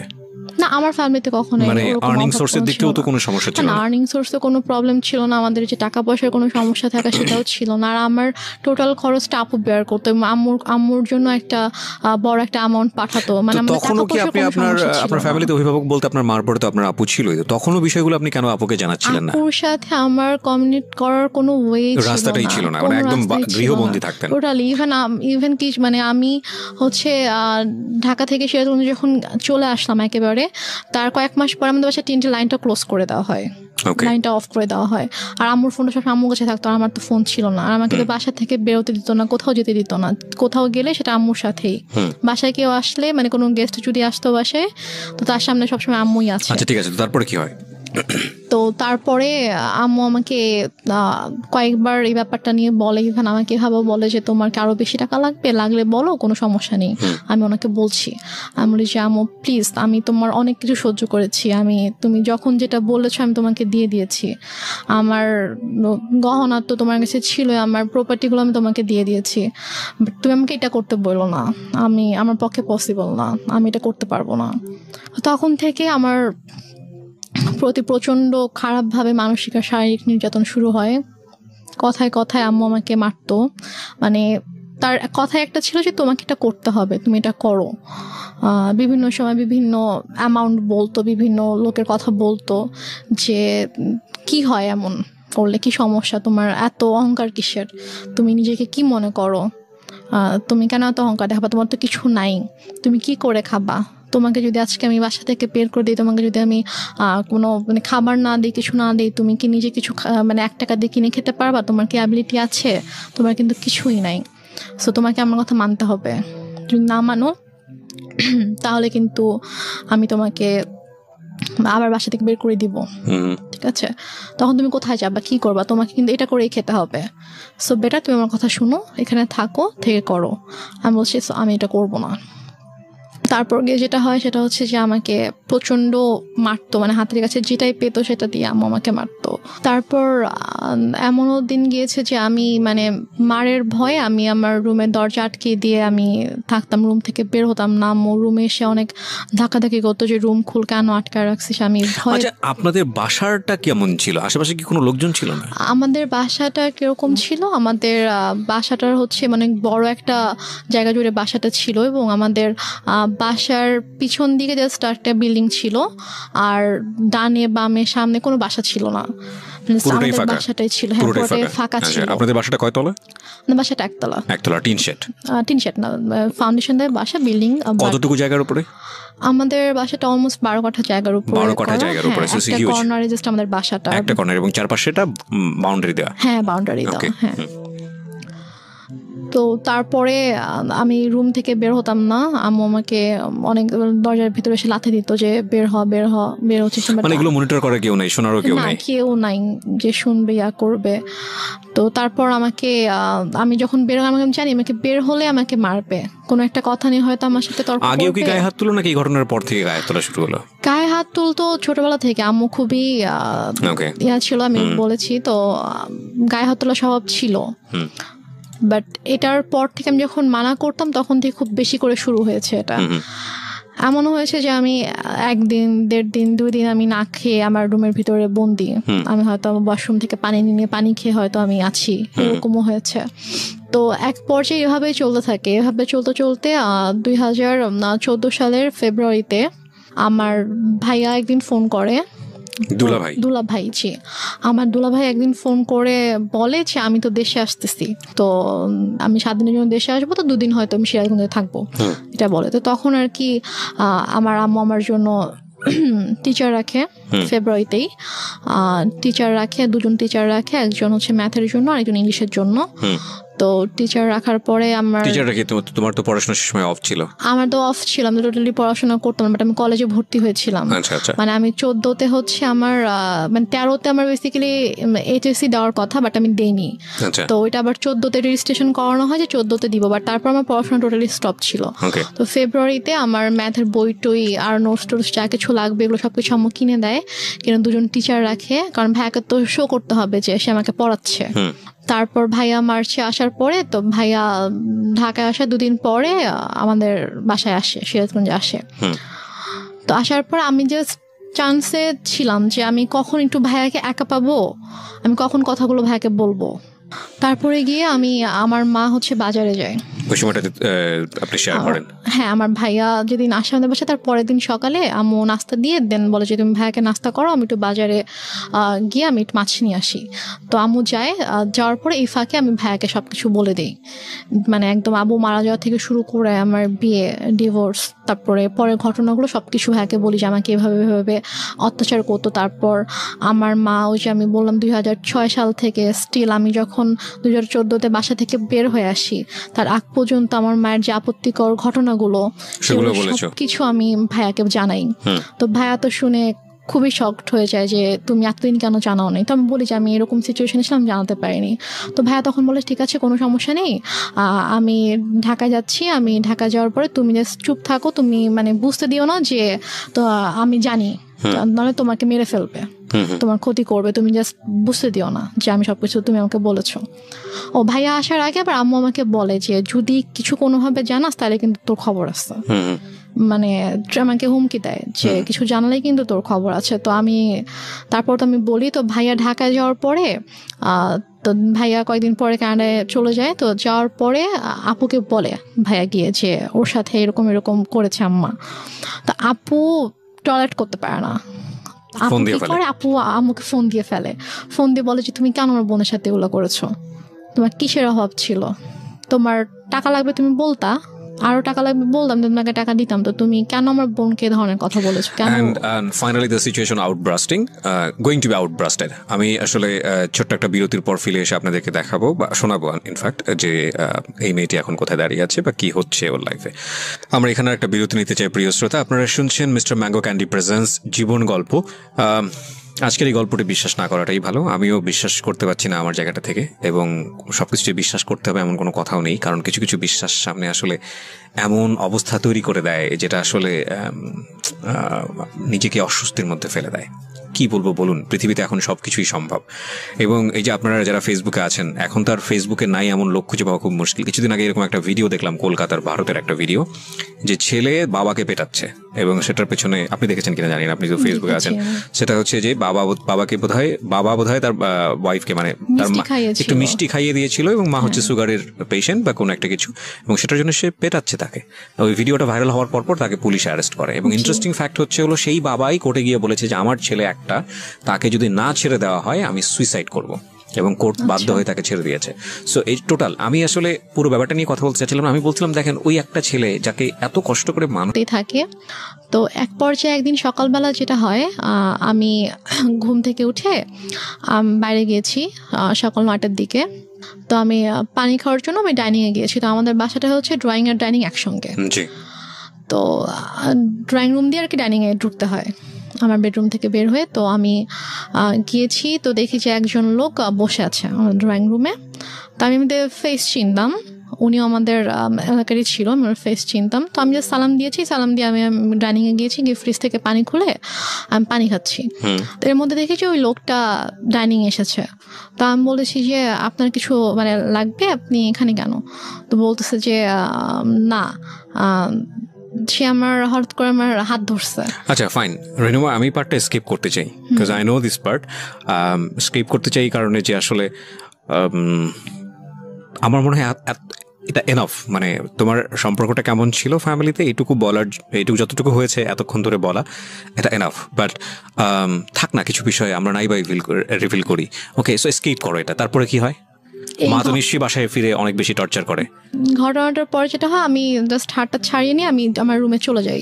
চলে যাওয়ার পরে তো মা বাসায় আসার পরে আসলে ওই দিন থেকে আমার প্রতি মানে আরো বেশি শুরু হয়ে যায় আর কি। লাইক আমার পরীক্ষাও কাছে এগিয়ে আসছে, আমার এপ্রিলের 1 তারিখ থেকে পরীক্ষা ছিল।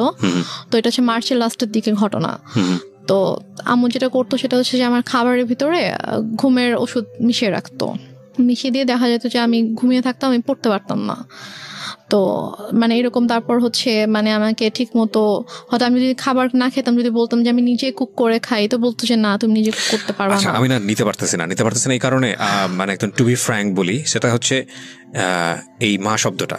সো এটা তোমার লাইফে অনেক ভয়ানক রকমের হয়তো অনেক ট্রমা জাতীয় কোনো কিছু, বাট আমাদের প্রত্যেকের জীবনেই এটা অনেক রেসপেক্টের জায়গাটা থেকে আমরা বরং আর না যাই, আমি বরং কিছু কোয়েশ্চেন করে আজকের অনুষ্ঠানটা ইতির দিকে নিয়ে আসি। I am sorry to say, because আমি তোমার সঙ্গে লম্বা সময় ধরে কথা বলেছি এবং আমি জানি বিষয়গুলো আরও ইন ডিটেলে আনা উচিত। হয়তো অনেক শ্রোতাই আমার এই হঠাৎ করে থামিয়ে দেওয়ার বিষয়টা নিয়ে এসে অনেক বেশি মনক্ষুণ্ণ হবেন, কিন্তু আপনারা যতটুকু বোঝার বুঝে নেবেন। আমার মনে হয় যে এটা আসলে আর বেশি ইন ডিটেলে যাওয়ার দরকার নেই, বরং আমরা ওর সাহসের দিকগুলো আপনাদেরকে একটু দেখাই। সেটা হচ্ছে যে এক পর্যায়ে গিয়ে ফাইনালি তো আপনি সিদ্ধান্ত নিলেন যে না, আপনি আর এই বাসায় থাকবেন না। সেটা কত সালে? সেটা আমার ভাইয়া যখন আমাকে চলে যায় তখন আমাকে বলে যায় যে তুমি জাস্ট পরীক্ষাটা শেষ করো, আমি এর মধ্যে সব ব্যবস্থা করব, তুমি পরীক্ষাটা শেষ করেই তুমি বের হয়ে যাবা।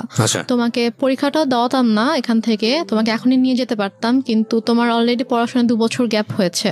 তুমি যদি এখন আবার পরীক্ষাটা না দাও, তোমার দেখা যাবে আরো 2 বছর তোমার গ্যাপ যাবে। তো আমি চাই না যে তোমার লাইফ থেকে অনেক কিছু নষ্ট হয়েছে, তো আমি চাই না 2 বছর তুমি নষ্ট করো। তো কোনোভাবে তুমি কষ্ট করে এখানে থাকো, দেন পরীক্ষার পরে তোমাকে আমি ঢাকায় পাঠিয়ে দিই। পরীক্ষার পরে কি হলো? তো আমার পরীক্ষা শেষ হলে একদিন হঠাৎ করে আম্মুর সাথে আপুর অনেক ঝগড়া হয়। তো দেন আম্মু বলে যে আমি করব, আমি বাসা থেকে বের হয়ে যাব। আম্মু বলে, তো বল ঠিক আছে তুমি চলে যাও। তো মানে আমাদের প্ল্যানিং ছিল যে আমার পরীক্ষাটা যেদিন শেষ হবে তার পরের দিনে আমি হয়তো আম্মুকে এটা বলবো যে আমি ফুপির বাসায় বেড়াতে যাব, তো ওখান থেকে দেন ঢাকায় চলে আসবো, কারণ আমাকে তো নর্মালি তো বের হতে দিত না কোথাও। তো আম্মু হচ্ছে ফুপির বাসায় যেতে দিবে না, এটা নিয়ে আপুর সাথে আম্মুর ঝগড়া হয়েছিল। তো পর আম্মু বলেছে ঠিক আছে তোমরা যেহেতু নিজেদের মতো করতে চাও, ঠিক আছে আমি আর তোমাদের সঙ্গে থাকবো না, আমি চলে যাচ্ছি। তো আমরা ঠিক আছে চলে যাও। তো আম্মু সিরিয়াসলি রাতের 9টার সময় আম্মু রেডি হয়ে গেছে, রেডি হয়ে আপুকে বলতেছে, আমি ফোনে রেখেই কথা বলতে বলতে রেডি হয়ে বলতেছে যে ঠিক আছে আমি বাসা থেকে চলে যাচ্ছি, আর দেখো তোমার বোনকে আমি কি করি। এটা বলে সে ইভেন তার ফোনটাও সে মানে আমার কাছে রেখে সে চলে যায়। সে ফোনটাও নিয়ে যায় না বাসা থেকে, ফোন মানে কিছুই নিয়ে যায় না, সে জাস্ট কাপড়টা পরে চলে যায় বাসা থেকে রাত 9টার সময়। তো তারপরে আমার আপু যেটা বললো যে তুমি জাস্ট রুম সবকিছু লক করে তুমি হ্যাঁ কিনা কেয়ারটেকারকে বলো, কারণ কেয়ারটেকারকে বলো যে বাসার সামনে দাঁড়িয়ে থাকতাম, বাসার কেয়ারটেকার ছিল, তো ওকে বলো যে সারা যেন বাসার সামনেই থাকে, কারণ আম্মু হয়তো তোমার কোনো ক্ষতি করতে পারে, আমি ঠিক বিশ্বাস করে উঠতে পারছি না। তো তুমি জাস্ট কোনো রকম সবকিছু লক করে দিয়ে থাকো, তুমি সকাল হওয়ার সাথে সাথে ফুপির বাসায় চলে যাবা। আমার ফুপির বাসা ছিল হচ্ছে আমাদের বাসা থেকে 1.5 ঘন্টার দূরে, গাড়িতে 1.5 ঘন্টা লাগবে। তো আমি সারা রাত আমার বোন আমার সাথে ফোনে ছিল, আমার সাথে কথা বলেছে সারা রাত। তো আম্মু রাত আর কোনো সমস্যা করেনি। তো আমি সকালবেলা ফজরের নামাজ পড়ে আমি আমার ফুপির বাসায় চলে যাই। রমজান মাস ছিল, তো আমি সেহরি করে ফজরের নামাজ পড়ে আমি 5:30টার দিকে বের হয়ে যাই বাসা থেকে। কেয়ারটেকারের কাছে চাবি, জাস্ট গেটের চাবিটা দিয়ে বাসার চাবিটা নিয়ে আমি চলে যাই। কেয়ারটেকার ছিল বাসাতে? কেয়ারটেকার বলতো যে উনি হচ্ছে যে আমাদের বাসার সামনে কিছু দোকান ছিল, তো সেগুলোর মেনটেন করতো, তারপর বাসার সব বিল টিল পে করতো, এগুলোর জন্য। তার মানে তো উনি ইনফর্ম ছিল বাসার ভিতরে কি হচ্ছে না হচ্ছে? উনি তো বাসায় থাকতো না, আর হচ্ছে উনি জাস্ট হচ্ছে দোকান মেনটেন করতো, আর ওনাকে যদি ফোন দিতাম তখন আর কি উনি আসতো, বাসার কোনো সমস্যা হলো। ঠিক আছে, ওকে। তারপর না, কিন্তু যেহেতু উনি বাসা পাহারা দিচ্ছে বাইরে এবং বাসার মালিক তো এক অর্থে আপনার বড় বোন, আপনি যেটা বলছিলেন যে প্রপার্টির মালিক হচ্ছে বড় বোন, তো যে যাচ্ছে মানে উনি তো খুব স্বাভাবিকভাবেই কিউরিয়াস হওয়ার কথা যে বাসার ভিতরে কি হচ্ছে মা আর মেয়ে মিলে।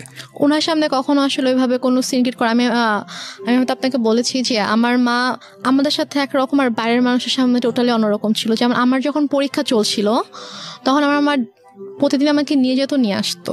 সে কিন্তু এই জন্য আমাকে নিয়ে আসতো যাতে আমি কারোর সাথে কথা না বলতে পারি। এখানে একটা বিষয় প্রিয় শ্রোতা, আমি ওর যে গল্পটা, সেই গল্পে আমি অনেক সন্দেহ তৈরি করার জন্য অনেক বেশি কোশ্চেন করেছি, অনেক বেশি ইন্টারাপ্ট করেছি, বাট সরি টু সে আমি যে অ্যান্সারগুলো পেয়েছি সেখানে আসলে সন্দেহটা সেভাবে দানা বাঁধেনি।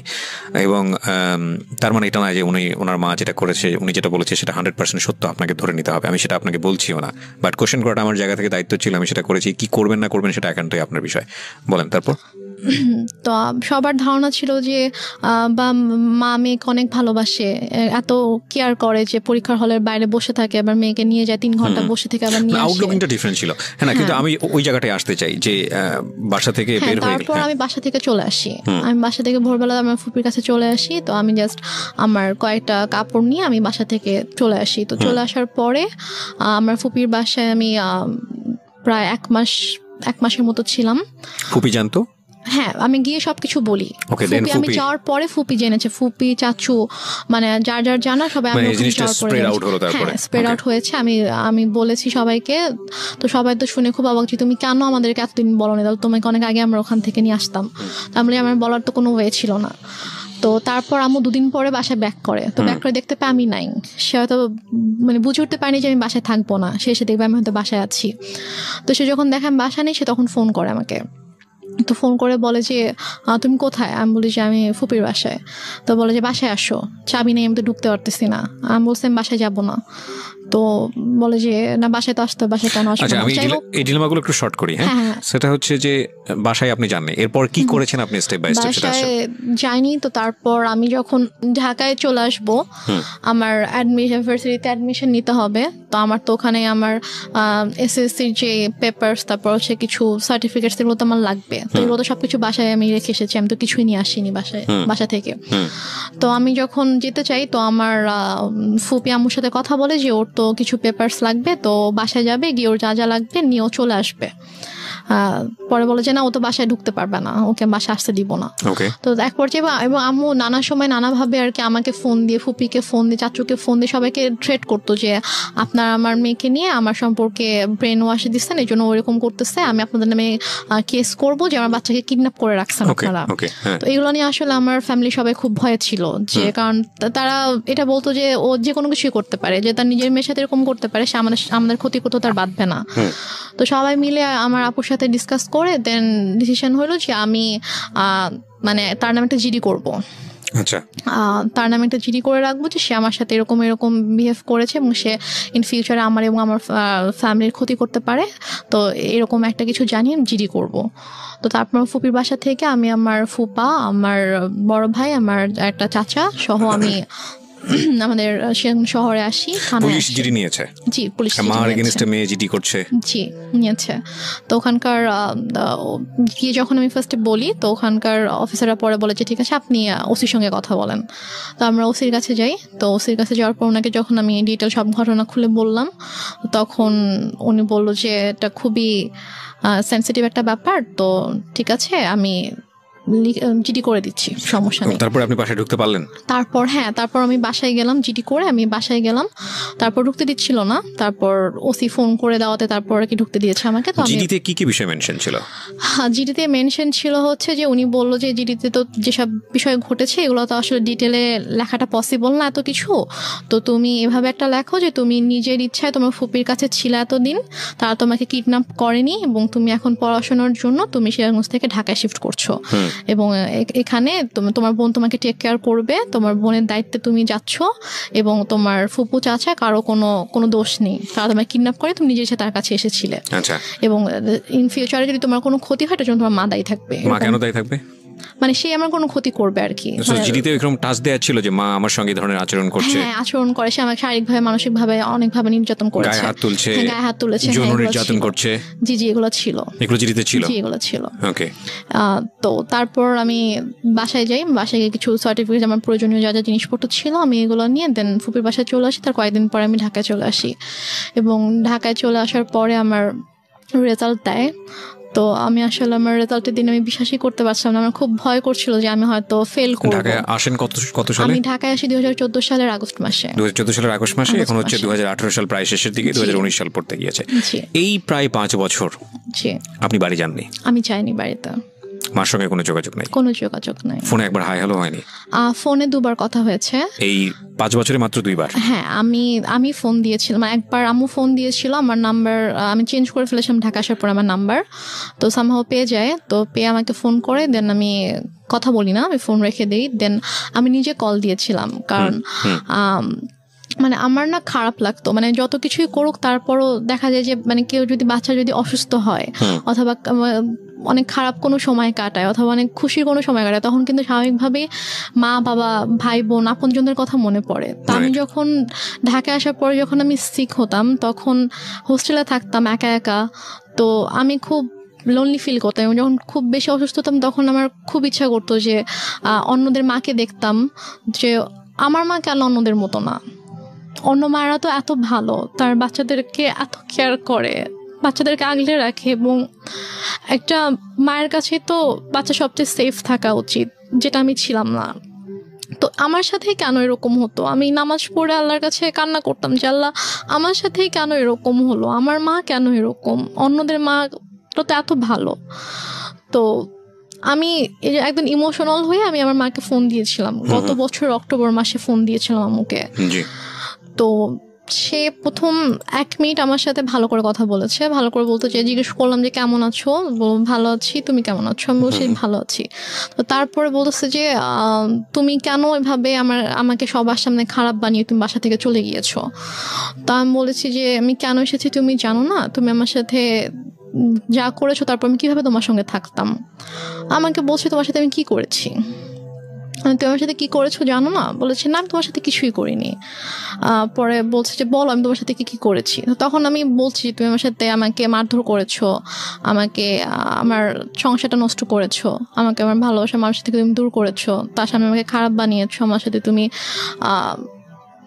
অনেক কিছুই তো করেছো, তো তুমি এগুলো কিছুই করোনি, তুমি কিভাবে বলতেছো যে তুমি কি করছো তুমি জানো না। বলতেছে যে আমি তো তোমার সাথে এরকম কিছুই করিনি, তুমি তো নিজেই ডিভোর্স দিচ্ছো, তোমার ডিভোর্সের জন্য তো আমি দায়ী ছিলাম না, তো তুমি কেন এখন আমাকে মিথ্যা ব্লেম করতেছো, আর তোমাকে আমি কবে মারছি, তোমাকে তো আমি মারি নাই।